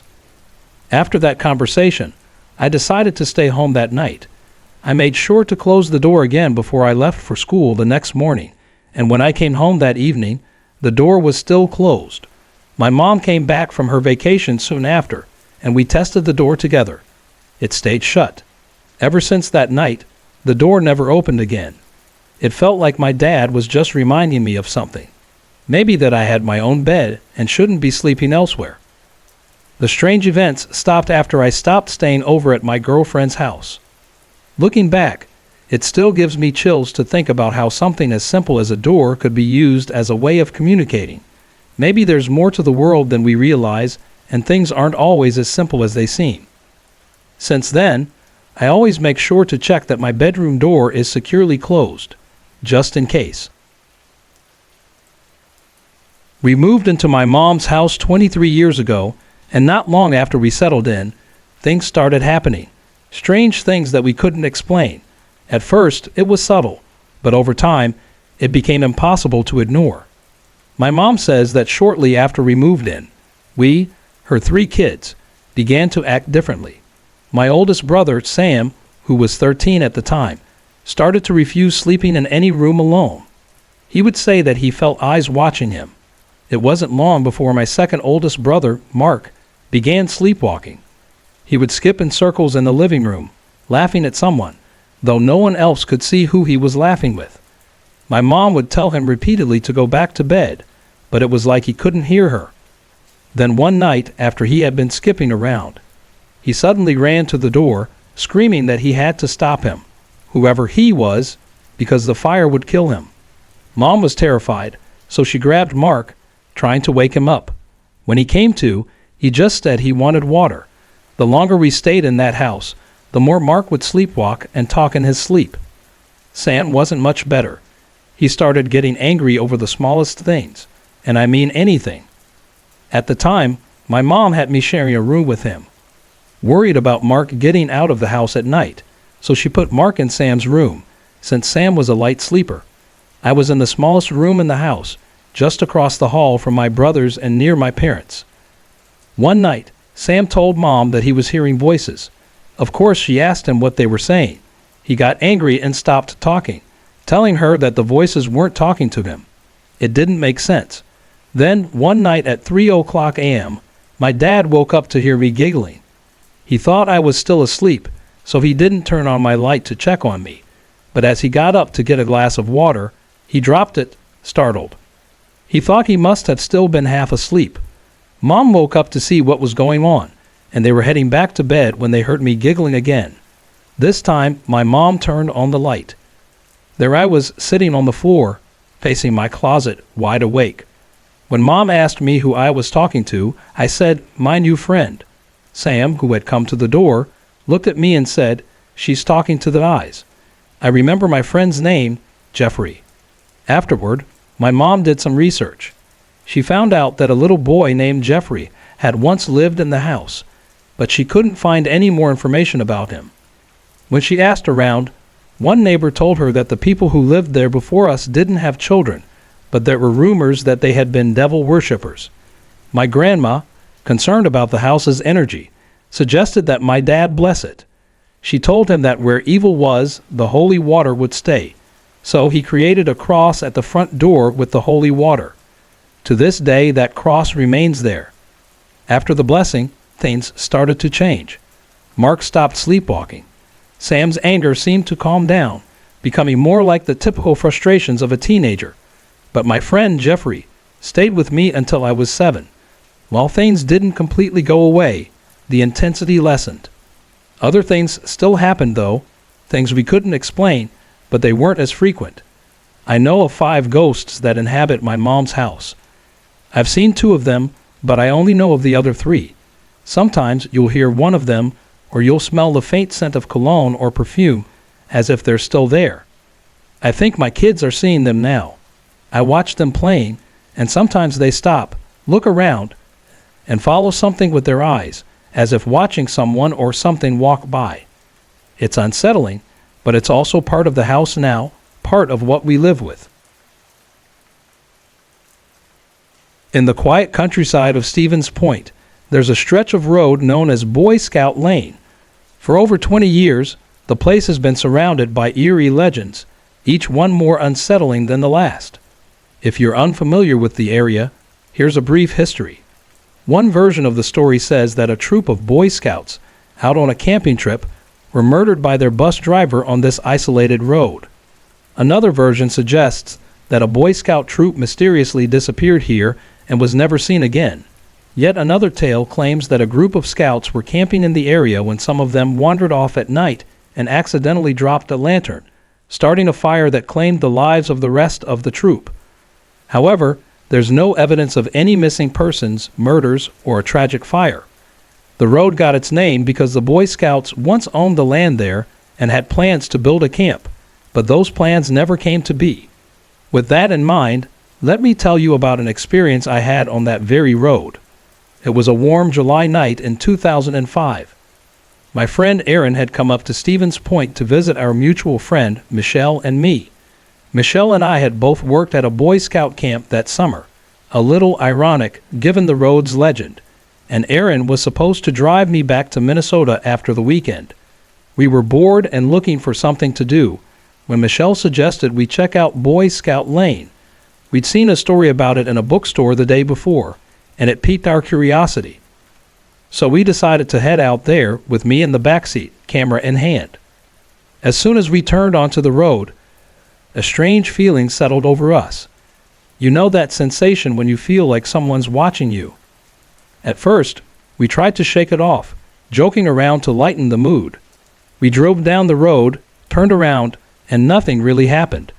We didn't think much of it at the time, but when we got back home and played the footage, things took a turn. Michelle hooked up the video camera to the TV, and we began watching the tape. At first, it seemed like nothing out of the ordinary, but then, at one point, I coughed, having just gotten over a cold, and right after that, we heard a faint, heavy whispering breath. It wasn't me. We all looked at each other wide-eyed. As we watched the video more closely, Aaron and Michelle both saw something else. A bright ball of light flashed across the screen for a split second. I didn't see it, but they both did. As I was recording our drive back to the main road, I faced the rolled-up window, not thinking that spirits could go through things. The camera's infrared light was on, just in case something moved in the field where the camp was supposed to be built. But nothing moved. Instead, something far more unsettling appeared. We saw a face pressed up against the window. And no, it wasn't mine. The small screen of the camera didn't give off enough light, and I wasn't anywhere near the window. The three of us froze. We screamed, and Michelle's mother came running in, shouting at us. We ran to her room, trying to explain what we'd seen, but she scolded us, refusing to even watch the footage. There was one more thing that didn't sit right. In the rearview mirror, we noticed two stationary lights in the upper corners. Boy Scout Lane is far from any city lights, and no car was behind us. The lights didn't disappear until we reached the edge of town, far away from the road. We haven't been back to Boy Scout Lane since that night, but we've shown the tape to others, and they've seen the same strange things. I'm not sure if the Boy Scouts really haunt that place, but something definitely does. I live in Stevens Point now, and this town is full of history. So much has happened here that it makes me wonder what else might be out there. Maybe that night was just a coincidence, or maybe there's more to it than we understand. Either way, it's made me a believer in things beyond our explanation. This happened just a few hours ago. I was in my kitchen, working on some homework and eating oranges, when the doorbell rang. I thought it was my brother, so I got up to answer it, but when I opened the door, there was nobody there. As I stood there, I heard a whisper, just a faint voice saying, "Talk to me." I was a little surprised, but I shrugged it off and went back to my homework. A little later, the phone rang. What was strange, though, was that it rang on line 2. We don't have a line 2. We don't have a fax or any extra phone lines. I picked it up, and there was a raspy voice on the other end, just saying, "Talk to me." I hung up immediately, my heart racing a little. I was starting to feel pretty creeped out by now. I decided to call my brother, thinking maybe he was still out running. He does track and runs over 5 miles every day. When he picked up, I asked if he could come home with his friends, and he said he'd be back soon. A little while later, he showed up with a big group of his friends: Gogo, Vivi, Robert, Rob, Troy, Joe, and Eric. Most of them went straight to my brother's room, but Troy and Joe stayed behind to help me with my homework. We were sitting there for a while, talking and working, when Joe suddenly said he heard something. I asked him who, but he didn't know. He just said he heard someone whisper, "Talk to me." I froze. I told him about what had happened earlier, and he was pretty stunned. Troy, on the other hand, just laughed it off and went back to my brother's room. Joe and I continued talking, but then I had to walk my dog, so he came with me. As we were walking, we heard something rustling in the bushes nearby. Out of nowhere, we heard a voice. A raspy voice that sounded like it had a bad cold. It said, "Talk to me." We were both scared, but Joe seemed a little less freaked out. He stepped in front of me and my dog, walking toward the bush. He called out, asking the bush what it wanted. There was a rustling sound, but nothing happened. Joe turned back to me, his face pale. I stared at him, confused, and asked what was wrong. He whispered that he'd seen a face in the bush. I didn't believe him at first. We kept walking, but I couldn't shake the feeling that something was off. When we reached the top of the hill, we saw a man standing at the park. A man neither of us recognized. He was wearing all white, and his hair was long and blonde. We sat down on a bench in the park, trying to calm down, but the man was sitting nearby. We both heard him say, "Talk to me." When we turned to look at him, he was gone. It was so strange. After that, Joe and I didn't hesitate. We ran down the hill, my dog and I as fast as we could go. When we got back to my house, Joe asked if I was okay. I told him I was fine, but honestly, I wasn't.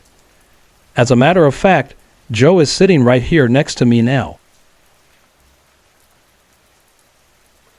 A few years ago, back in May, before I got married, I was about 14 years old.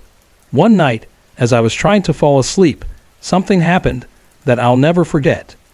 My bed was positioned close to the wall, and from where I lay, I could see the open closet, which had no door, just a curtain, and the door to the hallway. It was around 11 o'clock p.m. My parents were in their bedroom, not yet asleep because they usually stayed up late. My brother was asleep on the living room couch. I went to the bathroom, and after a few minutes, returned to my room and got back into bed. I lay there facing the wall for a while, then turned to face the other side of the room. That's when I saw him. A little boy, maybe 6 or 7 years old, was standing right outside my closet. He was staring at me. He looked like he had come from another time, wearing clothes that reminded me of something out of the Mary Poppins movies. The shock and fear hit me instantly. My heart raced, and without thinking, I screamed for my mom and dad. At first, nothing happened. The boy didn't move. I screamed again, louder this time. That's when he jumped into my closet, and all I saw was the curtain move as if something, or someone, had just disappeared behind it. When my parents rushed into my room, I was already in tears, scared beyond words.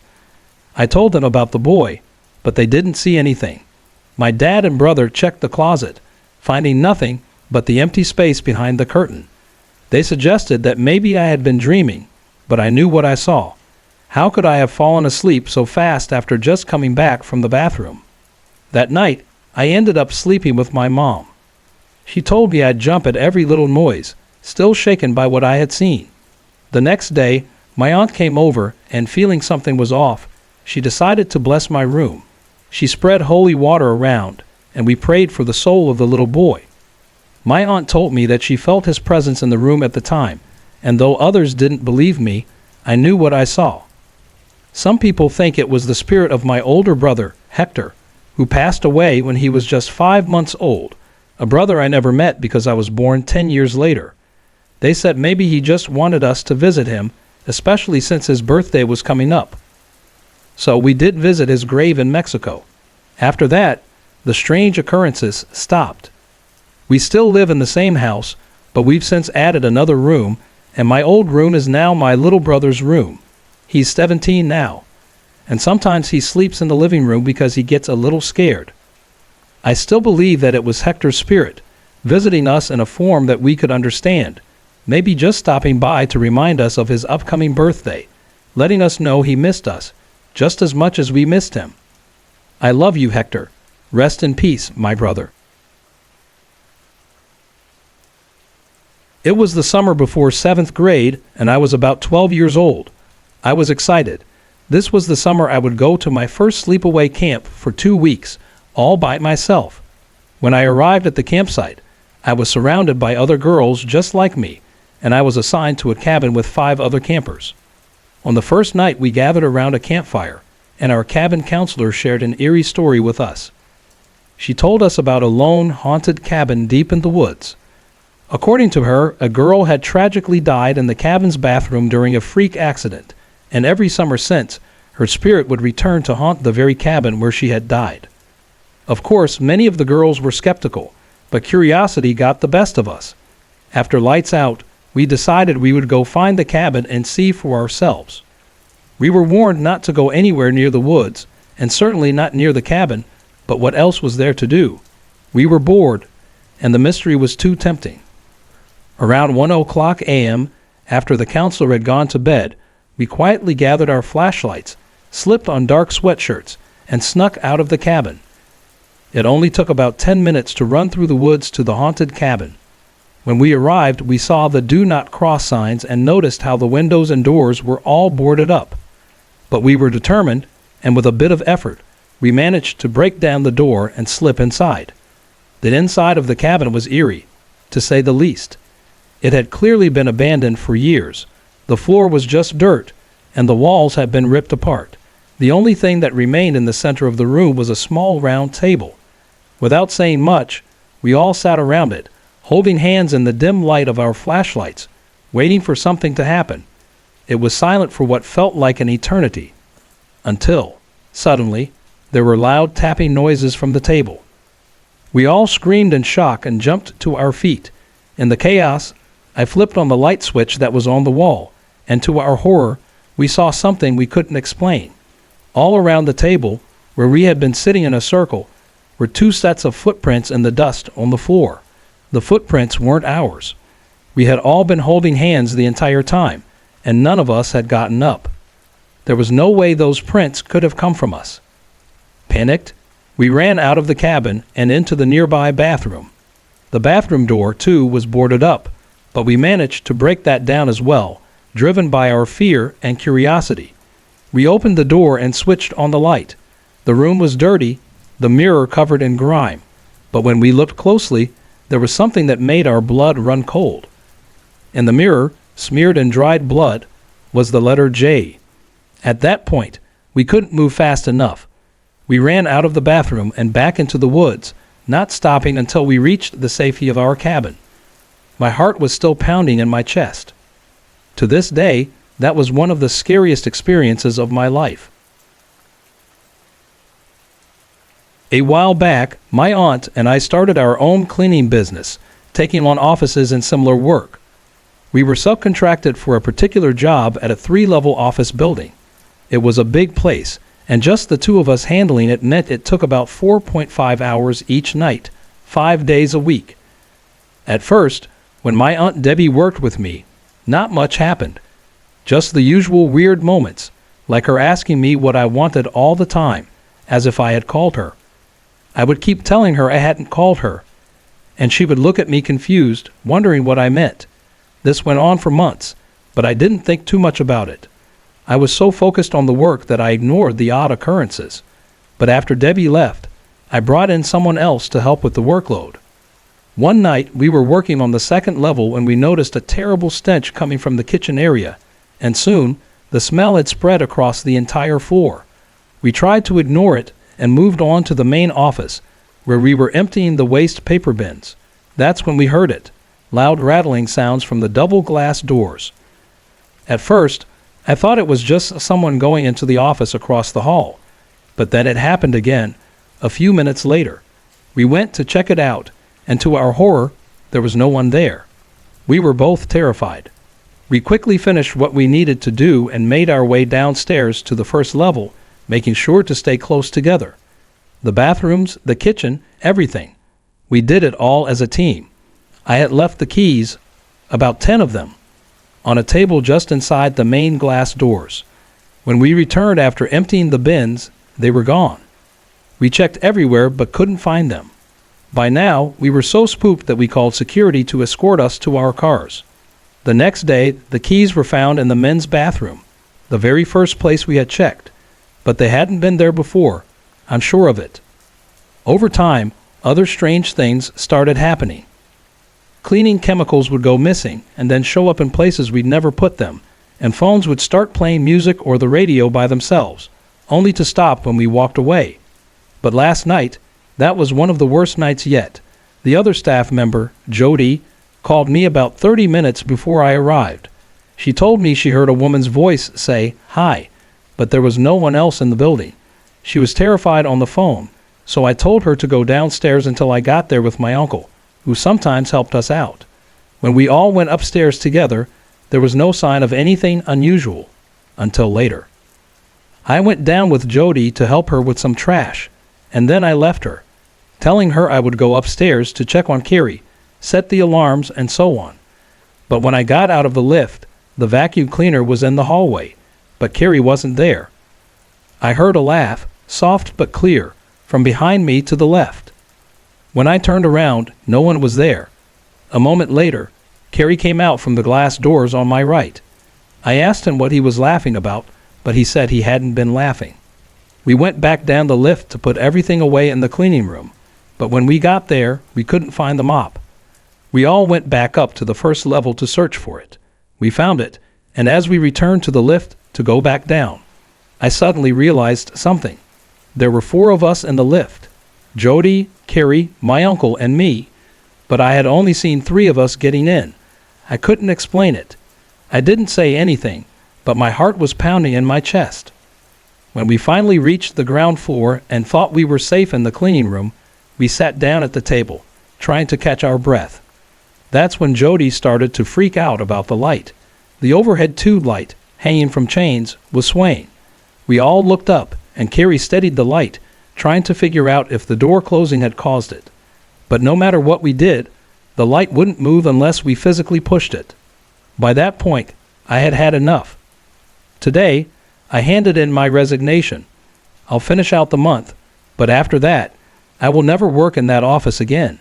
I've never been so scared in my life of something I couldn't see, something I couldn't explain. My in-laws live near Black Bridge in Stevens Point, Bulleye, just a short distance from the Stora Enso paper mill. This all happened about a year ago, on a bright sunny July afternoon. The weather was so beautiful that I couldn't stand being inside any longer. I was getting restless, and the thought of wasting such a perfect day indoors made me feel antsy. My husband was busy working on a greenhouse for my mother-in-law, so I decided to take his younger sisters, ages 12 and 15, for a walk. As we headed toward Black Bridge, the girls started telling ghost stories. One of them mentioned that Black Bridge was haunted, and that people had seen a dark figure walking around the area. I laughed it off, brushing their stories aside as nothing more than urban legends. I didn't take it seriously. When we reached Black Bridge, we stood by a gate designed to keep people from falling into the river below. We were on a ledge overlooking the water, with a view of the town across the way. People were out on their boats, fishing, enjoying the nice weather. The girls continued talking about the haunting, but I wasn't really listening. I leaned over the ledge to get a better look at the rocks below, and that's when I noticed several open crayfish shells scattered on the stones. I thought, who would be crazy enough to go down there and catch crayfish?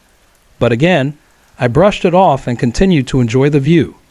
That's when I heard a sudden splashing noise coming from the river. I looked down and saw pebbles dropping into the water. Curious, I leaned in closer to see who might be throwing them, but I couldn't spot anyone. The girls heard it too and started looking around to see where the pebbles were coming from. I assumed it was just a prank from some local kids who had overheard us talking about ghost stories. So I told them to ignore it, and we went back to our conversation. But then, it happened again. This time, the splashes were louder. More rocks hit the water, each one making a bigger splash than the last. We looked down at the riverbank, trying to see who was throwing the rocks, but there was no one in sight. The rocks weren't just rolling into the water. They were flying through the air, as though an invisible hand was tossing them one after another. That's when I realized this wasn't a joke. This wasn't some prank from local kids. Something was happening, something I couldn't explain, and it felt wrong. A chill ran down my spine, and I knew then that whatever was causing this wasn't human. It felt like something from the other side. Panicked, we all screamed and ran as fast as we could back to my in-laws' house, not daring to look back. I'd always thought nothing could happen on a bright sunny day, especially not something like this. But I learned that anything, at any time, can happen, even when you least expect it. I've always been fascinated by ghosts and the supernatural. So, for my high school graduation gift, my grandmother arranged for the two of us to stay at a supposedly haunted bed and breakfast just outside of Asheville, North Carolina. The B&B was in a beautiful, fully renovated Victorian house that had once been owned by a doctor. The owners showed us a small room in the back of the house where there were bloodstains on the floor. They told us this had once been the doctor's operating room, and no matter what they tried, they couldn't get the stains out. I asked them if they'd experienced any ghostly activity recently, but they assured me there was nothing unusual happening. The next morning, my grandma and I went down to breakfast. One of the owners greeted us with a smile and said, "You must have woken them up." Apparently, when he came in to start breakfast, he had heard someone come down the stairs and say hello, but when he turned around, there was no one there. Later that night, as I lay in bed, almost asleep, I heard laughter coming from the hallway. At first, I didn't think much of it, but then it hit me. Grandma and I were the only ones downstairs, and there was only one other couple staying upstairs. and they'd gone up to bed hours ago. I knew it wasn't the owners because they lived in a little house out back, and I would have heard them come in.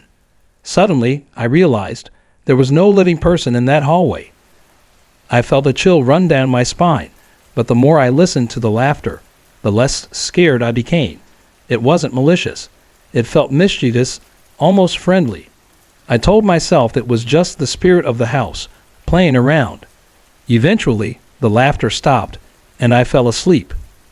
The next morning, on our last day at the B&B, my grandma got up early to take a shower while I stayed in bed. As she was adjusting the water, she felt someone snap a towel across her back. Not hard, but like a playful tap. Thinking it was me, she came out of the bathroom to scold me, but I was still asleep. All in all, it was an interesting experience, but not a frightening one. If anything, I'd say the spirit, or spirits, they were more curious and playful than anything else. I've encountered a few ghosts before and since, but none of them have been malevolent, and I hope it stays that way.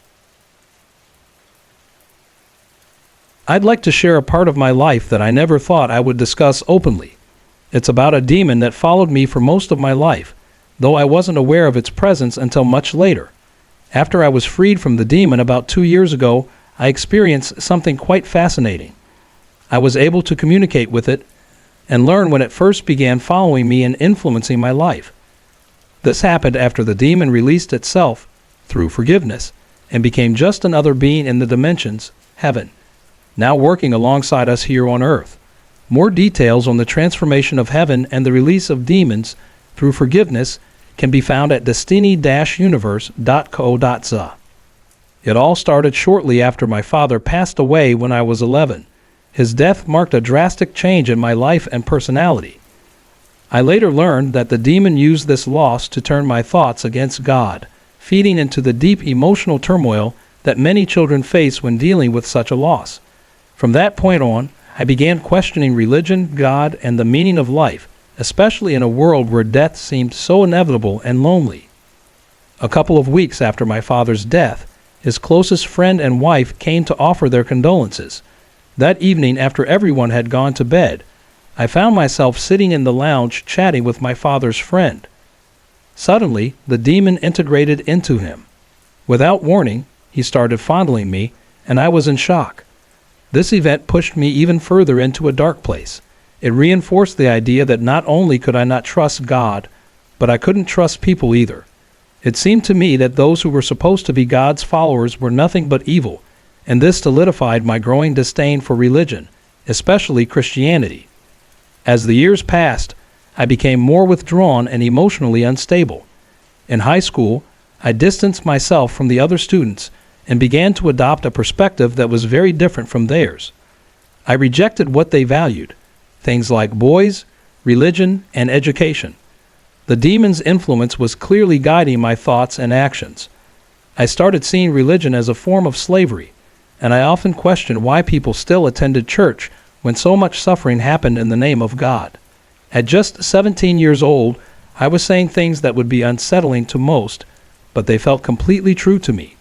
By the time I finished school, I was already deeply anti-religion, but I found paganism and its concepts interesting. I met a Wiccan, and together we delved into magic and speaking to the dead through the Ouija board. It became a sort of devotion for me, focusing on gods, goddesses, and creating spells for revenge. The strange part was that the demon admitted he was the only being I had ever truly communicated with through the Ouija board. His power was so strong that he could block any other beings from contacting me. The demon had a mission: to create a world where my focus was always on him. He controlled my thoughts, my actions, and even my decisions. No matter what job I took, it would always fail. I'd find myself back in the same place, playing Ouija and doing nothing productive with my life. Eventually, I found a job on a secluded farm where I was alone most of the time, focusing only on work and hardly interacting with anyone. After 2 years, I met a man and moved in with him. The demon, however, did not like this. He saw me as his possession, and he decided to control the relationship too. The relationship became abusive, with constant verbal attacks and occasional physical violence. The demon would integrate into my boyfriend and accuse me of seeing other men. Then, minutes later, he'd be fine again. The abuse escalated, and I found myself trapped, both in the relationship and in my connection with the demon. The demon encouraged the violence, ensuring that I would hate the man and love him instead. I eventually allowed the demon to possess me. It wasn't an immediate thing, but as the abuse continued, I became more and more resigned to it. When my ex finally decided to take me for an exorcism, I was fully possessed. I spent my days sitting on the bed, allowing the demon to speak through me in a man's voice. I had completely surrendered to him, but at some point, my ex realized something was seriously wrong. He convinced me to go for an exorcism. While the exorcism itself didn't fully work, it was enough for me to release the demon from my life. The process of freeing myself wasn't easy. I was still dealing with the depression, loneliness, and inability to connect with humans that had made me vulnerable to possession in the first place. About 6 months after the exorcism, I realized the demon was still with me, lurking in the background. He was keeping his distance, but I knew he hadn't truly left. I communicated with him again, and this time, he explained things in a way that helped me understand his role in my life. He wasn't just trying to control me. He was teaching me about how demons operate and why they do what they do. Over time, I've learned to work with the beings in heaven, both the demons who have been released and the other dimensional beings. I now communicate with them regularly, helping others who have experienced similar things. If you suspect that you've been affected by demon possession or have had strange experiences, I'm here to help. Many people don't realize the extent of demon involvement in their lives, but with my ability to speak to these beings, I can help you understand what's been happening. I no longer identify with any religion, but I work with all beings in the dimensions, assisting humankind in ways I never thought possible. The changes in heaven and the release of demons through forgiveness are ongoing, and I am here to be a part of that process. Hey everyone, I put a lot of effort and heart into creating these videos just for you. If you're enjoying the content, I'd love to hear from you. Drop a quick comment below and let me know where you're watching from and what time it is for you right now. Your support means the world to me, and it keeps me motivated to bring more awesome videos your way. When I was about 14, my friend Kaylee and I were staying at our friend Kylie's house, which was out in the countryside. There was an old, abandoned house nearby that we'd been dying to explore. One night, while we were there, Kaylee chickened out and decided to stay behind, but Kylie and I were determined. We grabbed a flashlight, even though it was already pretty late, and set off on the long walk to the house. It was dark, so we could barely see anything with just the one flashlight, but we could make out the rundown shape of the house and the scattered toys all over the yard. In the yard, there was an old, beat-up car and a shed, both looking like they'd been abandoned for ages. We tried the front door of the house, and to our surprise, it was unlocked. We stepped inside, and the first room we found was the kitchen. The walls had holes in them, and there were these odd reddish-brown splatters on the walls, even on the refrigerator. We weren't sure what it was, but it made us both uneasy. We opened the fridge, and inside was more of the same reddish-brown substance. That's when we really started to get freaked out. Just then, we heard something in the distance, and both of us panicked. We ran back outside, our hearts racing. When we got back to Kylie's house, we told Kaylee about the strange experience. We decided to return the next day, but this time, we would go while it was still light outside and check out the upstairs. Later that night, we all went to bed. Kylie and Kaylee took the twin bed, and I was lying on the floor. I tried to get some sleep, my back to the bed, but then I felt something. My blanket by my feet started moving. I sat up, thinking it was Kylie's cat, but the cat wasn't in the room. Confused, I asked my friends if they had been messing with my blanket, but they both said no and laughed it off. I didn't believe them, so I laid back down, trying to watch them from the corner of my eye. Then suddenly, the blanket was yanked down hard at my feet, and my toes were forced into the ground. It felt like someone had grabbed my feet and pulled them down. I screamed and jumped onto the bed with Kylie and Kaylee, turning the lights on. I was wide awake, and I had been watching them the whole time. There was no way they could have done it. But they didn't believe me. They just thought I was being paranoid. I was so mad at them for not believing me. I stayed up the rest of the night, sitting on the bed, while they both slept soundly. The next day, we went back to the house. This time, we saw something that made my blood run cold. There was a large circle of stones around a mound of dirt, with a wooden cross sitting on top of it. A tire swing was hanging nearby, moving back and forth, even though there wasn't a hint of wind. The leaves in the trees weren't even moving. We went back inside the house to show Kayleigh the reddish-brown splatters, but she still wasn't convinced that anything weird had happened. We were too scared to go upstairs, so we went back outside, and that's when I stepped off the porch. I thought I was stepping onto another broken step, but when I looked down, it was a headstone. A headstone just lying there by the porch. I don't know how or why it was there, but it sent a chill through me. When Kayleigh saw it, she finally started to believe something was off. We went into the shed, and there were strange, glowing drawings and symbols all over the walls. They glowed in the dark, casting an eerie light. That's when I started to panic. I couldn't get out of there fast enough. I ran back toward the house, with my friends following close behind me.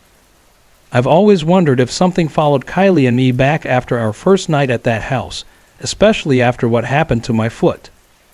I know it wasn't a dream. It felt so real, and no one else could have done it. I was terrified. My friends still don't believe me to this day. Have any of you ever experienced something like this, where no one believed you? I'm just trying to understand what happened. This story of mine has stretched over 6 years now. Let me start with some background that might help you understand. Ronnie was my husband's older brother. He was the black sheep of the family, the kind of guy that most of the family didn't even want to acknowledge. Sadly, not even his parents. He caused them a lot of grief growing up, and you could probably blame things like ADD or ADHD for his behavior. Despite all of that, he had a higher than average IQ. The thing with Ronnie was that he was a great guy, always ready to help anyone. He had a mischievous side though, always cooking up schemes in the background that never involved us. My family and I were closest to him, and when I met him, I never knew him in his troubled days.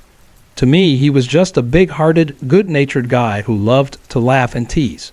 He was an amazing uncle to my kids, always there for them, always ready with a smile and a joke. They adored him. We all did. But in 2000, just a few weeks before we were set to move here, Ronnie was killed in a tragic car accident. It was a shock, an overwhelming, unbelievable shock. The entire family was shaken. Everyone at his funeral said the same thing. He was really looking forward to you moving down here. Even the cops who had arrested him in the past came to pay their respects. That's how much of an impact he made on people. My kids were especially close to him, particularly my oldest. It was like he could read Ronnie's mind, or mine, when it came to Uncle Rocky, as my kids called him. Now, I know this background might seem like it's a bit of a detour, but trust me, it's important. The strange events began almost immediately after we moved here. I didn't make the connection at first, but now it all seems so clear. One of the first things I noticed was my youngest son's closet. It had this weird stickiness to it, and you had to yank it hard just to get it open. But here's the thing. During the day, when he was at school, I would often find it open, and then I'd close it. My little one, of course, was scared of the monster that might be hiding inside. Every night, I'd find myself going back into his room to close it again. It became a bit of a routine, like a reminder that something was off. He'd always call me in to close it before bed. Then there were the phone calls. You know the ones. The ones where the line is completely dead.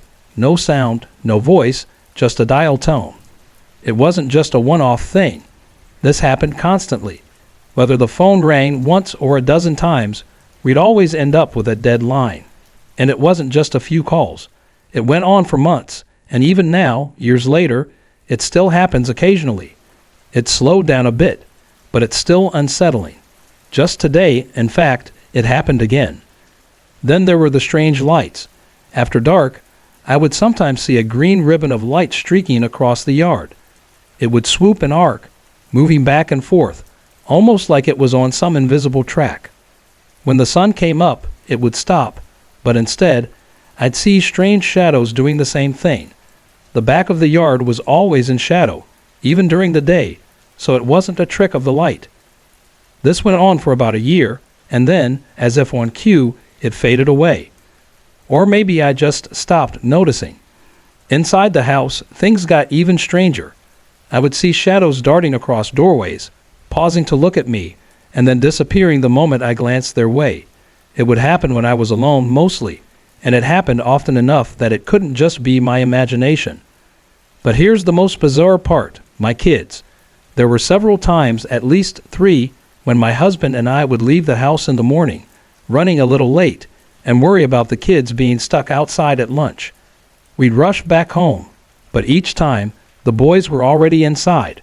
We'd ask how they got in, and they would tell us that the back door had been wide open. The thing is, we always double-checked the back door and locked the deadbolt before leaving. So how did they get in? It was as if Uncle Rocky was watching out for them, making sure they were safe. There's more, a lot more actually. My husband, when he was in high school, built a grandfather clock that hung on the wall. It had a very tight latch, and you needed both hands to open it in order to wind it. For a while, it would just randomly be open at least every other day, for no reason at all. This was just one of the many weird clock-related things that happened over the years. Over the years, it's become clear to me that these events are no coincidence. I'm a firm believer now. It wasn't just my imagination, and it wasn't just a phase. These things have been happening consistently, and sometimes it feels like they'll never stop. Sleepovers. Those nights that seem designed for endless fun, laughter, and maybe just a bit of mischief. Angela and I were the perfect pair for these kinds of nights.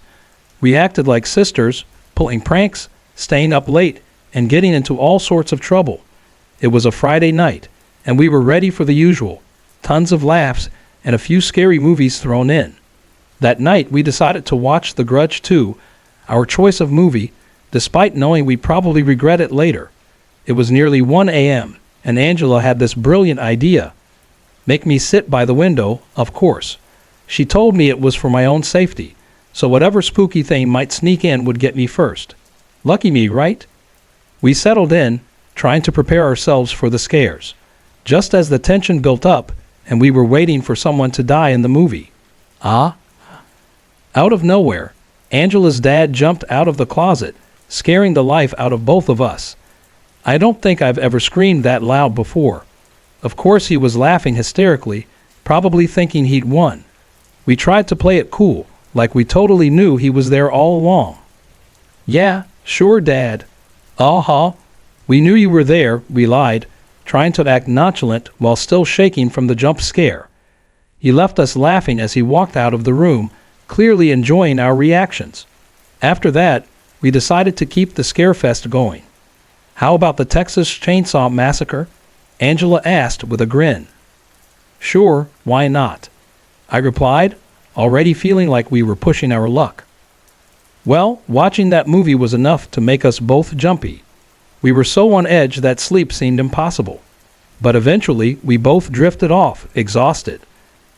I ended up by the window again, of course, while Angela slept beside me. But then, around the middle of the night, we woke to the sound of a chainsaw roaring in the distance. We froze, the terror sinking in so fast that it almost felt real. We were wide-eyed and nearly too scared to move. Laughing again, Angela's dad appeared, of course, with his chainsaw. He thought it was hilarious, but we were too scared to find it funny. He laughed until he cried, then finally left the room, leaving us in silence. You shouldn't have done that. Angela's mom scolded him from the hallway. Well, I did, he said, firing up the chainsaw again. Angela's mom came into the room to apologize for the prank. We told her it was fine, though we definitely didn't mention our plans to get back at him. No, we were going to get him good. So we made a plan. We put the ring on in her parents' room, hide under their bed, and let them freak out. The idea was perfect, until we couldn't find the movie. We searched everywhere in Angela's room, but it was nowhere to be found. She suddenly remembered it was in the living room. The problem was, the living room was down the hall, and her parents always left their door open. We had to sneak past them without being caught. Quietly, we tiptoed down the hall, grabbed the movie, and I crawled under the bed to hide.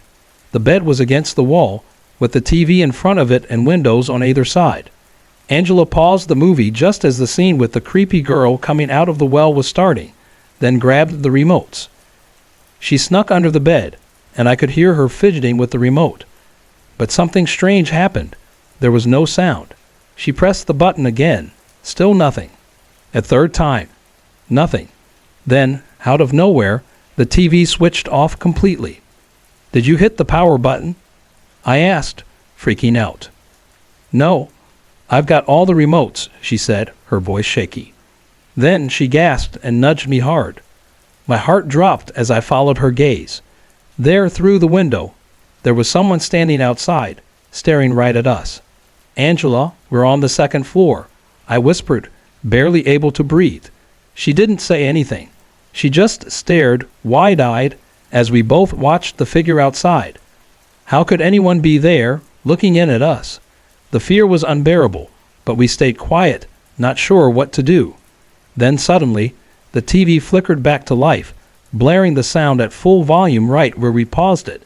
The next thing we knew, her parents burst into the room, trying to turn the TV off, but it wouldn't budge. They struggled with it for a few minutes before Angela's dad finally unplugged the TV, then started looking for the remotes. Somehow, he noticed us under the bed and called us out. Nervously, we came out, and we explained the prank we'd set up, and about the person we had seen outside. Her dad just shook his head and told us there was no way anyone could have been on the second floor looking in. He said it was so dark outside, there's no way anyone could have seen us through the windows. So, was it just a prank gone wrong, or was there something real happening that night? To this day, we still don't know, but after everything that happened, it's safe to say that sleepovers at Angela's house were never quite the same again. It was 1976 when we moved to Colts Neck, New Jersey. I was 8 years old, and my family was about to embark on a new chapter in a brand new 6-bedroom colonial house. Our new home was built on about 1.5 acres of land, nestled in a town that dated back to the 1700s. The area was still developing, with most of the homes being fairly new. Our family was large, and we were all excited to finally settle into this spacious house, with 6 bedrooms to choose from. For the first year, everything was normal. That was until my older brother, Mike, started to complain about strange noises coming from outside his bedroom window. At first, he said it sounded like the rustling of bushes scraping against the window pane. But the odd thing was, there were no bushes or shrubs near that side of the house. As time went on, the noises only grew stranger. What had started as a gentle rustling turned into a soft thudding sound, followed by a sliding noise like someone dragging something heavy along the siding. Mike didn't seem too bothered at first, but then things began to escalate. The closet doors in his room would open by themselves. It wasn't just an occasional creak. It was as if someone was standing there, pulling the doors open, only for them to swing wide on their own. At first, my parents were skeptical. Mike was always the sensitive one, prone to overactive imagination, or so they thought. But then he started getting really freaked out. He said he thought someone, was in the house. He even began sleeping with the lights on and the TV going for noise, just to feel safer. Soon after, even weirder things started happening. Things would go missing, only to turn up in completely unexpected places. Car keys would disappear from the kitchen table and later be found in the bathroom cabinet.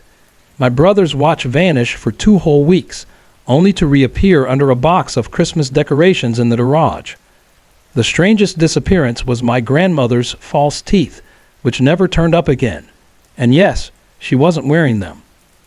When my oldest brother, Reen, left for college, I sometimes stayed in his room. I loved that room.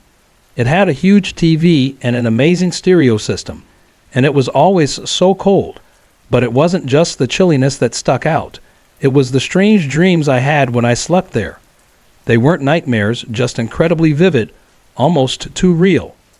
Sometimes I'd wake up freezing, only to find the blankets piled at the foot of the bed, as if someone had pulled them off me during the night. It wasn't until one weekend when Reen's girlfriend stayed over that things took a really unsettling turn. We were all eating breakfast when she turned to my dad and asked if he had come into the bedroom the night before. My dad, confused, said he hadn't. At that point, Reen grew quiet, his face paling as he listened to her story. She went on to explain how she had woken up in the middle of the night, hearing her name being called in a man's voice. At first, she thought it was just part of a dream, but when she responded, there was no answer. Then it happened again. She saw a figure, a man, tall and thin, standing over her. He had sharp features and was wearing a floppy-brimmed hat and a long, frock-like coat. She couldn't see his eyes, but he had an eerie bluish glow around him. The man stood there for a moment, watching her, then walked to the foot of the bed and disappeared through the wall. Terrified, she convinced herself it was just a bad dream, but when she woke up the next morning, she was shaken to the core. Reen was silent, but I could tell he was uncomfortable. He finally spoke up, revealing that he had experienced something very similar just a few weeks before. He had never mentioned it to anyone, not even to his girlfriend, because he didn't want us to think he was crazy. She was furious that he hadn't told her about the strange happenings, but it made sense why he'd kept it to himself. After that night, nightlights became a permanent fixture in that back bedroom. The final incident came a few months later. My mom was in the kitchen, preparing something, when she glanced out the picture window. She froze. In the yard, she saw the figure of a little girl, dressed in old-fashioned clothing, a bonnet, a long dress, everything. The little girl was staring out into the yard, completely still, but as soon as my mom saw her, the figure vanished, as if it had never been there. The history of Colt's Neck began to dawn on us. The town was old, and Fellings Road, the road we lived on, was once a major thoroughfare for early settlers. Archaeologists had dug around the area, finding old artifacts like glass bottles and farming tools, even remnants of old homes that had been lost to time. In the woods near the reservoir, there was an old grave monument. I was young, and I can't remember the name or the inscription, but it was an odd and out-of-place site back in the undeveloped woods. Was it the spirit of a farmer who once lived on the land? Was that his daughter, the one we saw in the window, or did they die in the rumored fire that ravaged the area, still unaware that they had passed? We could never answer those questions. In 1984, we moved out of Colt's Neck and settled into a new, uneventful house in Whippany, hoping for some peace. I've often wondered what happened to the people who took our place in that house. Did they experience anything strange? And I sometimes think about my mom, who passed away in that house in 1983. Could her spirit still linger there? Living in that house opened my eyes to the mysteries that we, as humans, may never fully comprehend. The unexplainable, the eerie, and the things that go bump at the night are out there, and some questions are never meant to be answered. I live with my two children, Amy, who's 8, and Jamie, who's 11. We've been in this house for 7 years now, but over that time, we've had some strange and unexplainable experiences. It all started one night when my niece stayed over. We were sitting in the living room, talking, while Amy and Jamie played outside. Suddenly, we heard loud footsteps upstairs, running, almost as if someone was racing through the rooms. The thing is, there was no one upstairs. Everyone else was either outside or downstairs with us. It was so clear, these footsteps. The sound was unmistakable, and it felt so real, like someone was actually up there, moving around, but there was no one in sight. We all heard it, my niece, myself, and my daughter. It was unnerving, but there was no immediate explanation. The very next week, my mom came to visit. We were all gathered near the kitchen, chatting away, when something truly strange happened. A candle, which had been sitting quietly on the coffee table, suddenly flew across the room. It crashed against the living room door, shattering into pieces. The weirdest part? The candle had been on the other side of the room, far from any windows or anything that could have knocked it over. It was just unexplainable. As my mom cleaned up the glass, she accidentally cut her hand. That only added to the oddness of the whole situation. Over the years, I've noticed other strange things. I have several decorative fairies around the house, and every now and then, they'll just be tossed across the room, sometimes landing in unexpected places. It's as if someone, or something, is playing with them, though no one is ever around when it happens. Late at night, when everything is still, we sometimes hear the sound of marbles rolling across the bedroom floor. The children are fast asleep, yet the noise persists, soft taps echoing in the quiet. There are times, too, when I look into the mirror, and it's like I'm not alone. I'll catch a glimpse of someone behind me, just for a second, but when I turn around, no one is there. But the most unnerving event occurred just last week. Jamie stayed at his grandma's for the night, so it was just Amy and me at home. We watched a movie, and before bed, we double-checked everything, made sure all the doors were locked, the lights were off, and the TV was turned off. We went to bed, feeling safe and settled. The next morning, Amy woke me up, complaining she was hungry. I told her she could go downstairs for a biscuit. About 5 minutes later, she came back upstairs, wide-eyed, holding the biscuit in her hand. "Mummy, Mummy," she said, breathless, "there's a puddle of blood on the floor." I laughed, thinking maybe she had spilled something, but when she told me it was on the living room floor, I got up to see for myself. What I found made my heart skip a beat. There on the floor near the kitchen door was a fresh puddle of blood. It looked like it had just appeared. And right in the middle of it, a large, bare footprint. The blood had trailed, leading to the rug. It was so vivid, so real, I stood there in complete shock. I couldn't understand how it had gotten there. Amy also has a habit of talking to someone invisible. She'll chat away, as if she's having a conversation with someone, but whenever I check to see who she's talking to, there's no one there. I'm at a loss for what to make of all of this. What's going on in our house? Could it be something we don't understand? Something we can't explain? This is a true story that took place in Charleston, South Carolina. It happened to my daughter, Jenna, who's only 6 years old. Now, Jenna is an incredibly honest child. She doesn't make up stories, so I have no reason to doubt what she experienced. We were visiting Charleston with my 12-year-old daughter, Kara, who had been disappointed because the ghost tours were all booked up. Some of the tours don't run on Sundays and Mondays, so we spent the day trying to find a new way to explore the haunted side of the city. We finally stumbled across a place called Charleston Legends, which had just opened and was offering a unique experience. Kara was excited, and we decided to go inside. The lady working there told us they had a show every hour, lasting about 25 minutes, that shared some of the city's ghost stories. Kara was thrilled and couldn't wait to see it, so we made our way in. As we stood talking to the lady before the show started, she shared that she and her husband had been fascinated by ghosts for 16 years. Though she had never personally seen one, she told us about a few strange happenings at the store. She mentioned that one night she heard a noise from the back room when she knew no one else was there. There was no draft or air conditioning duct to explain it, and as she walked toward the back, she saw a door slowly open. She thought it might have been caused by something in the front room, but then the door began to close on its own. Feeling uneasy, she ran back to the front. There were also reports from a lady who places paper towels in the bathroom every night. When she came in the next morning, the towels had mysteriously moved.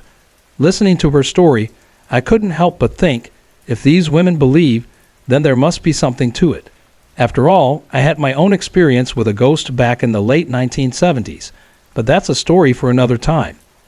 With that eerie introduction, we went into the show. The room was beautifully decorated like an old Charleston home.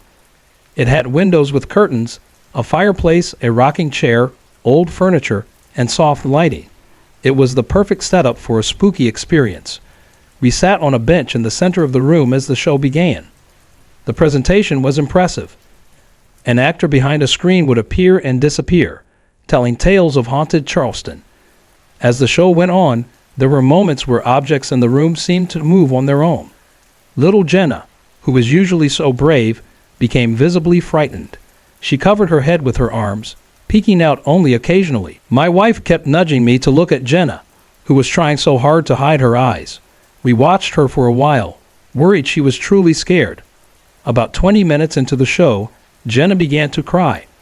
My wife quickly took her out of the room, leaving Kara and I to stay until the end of the show.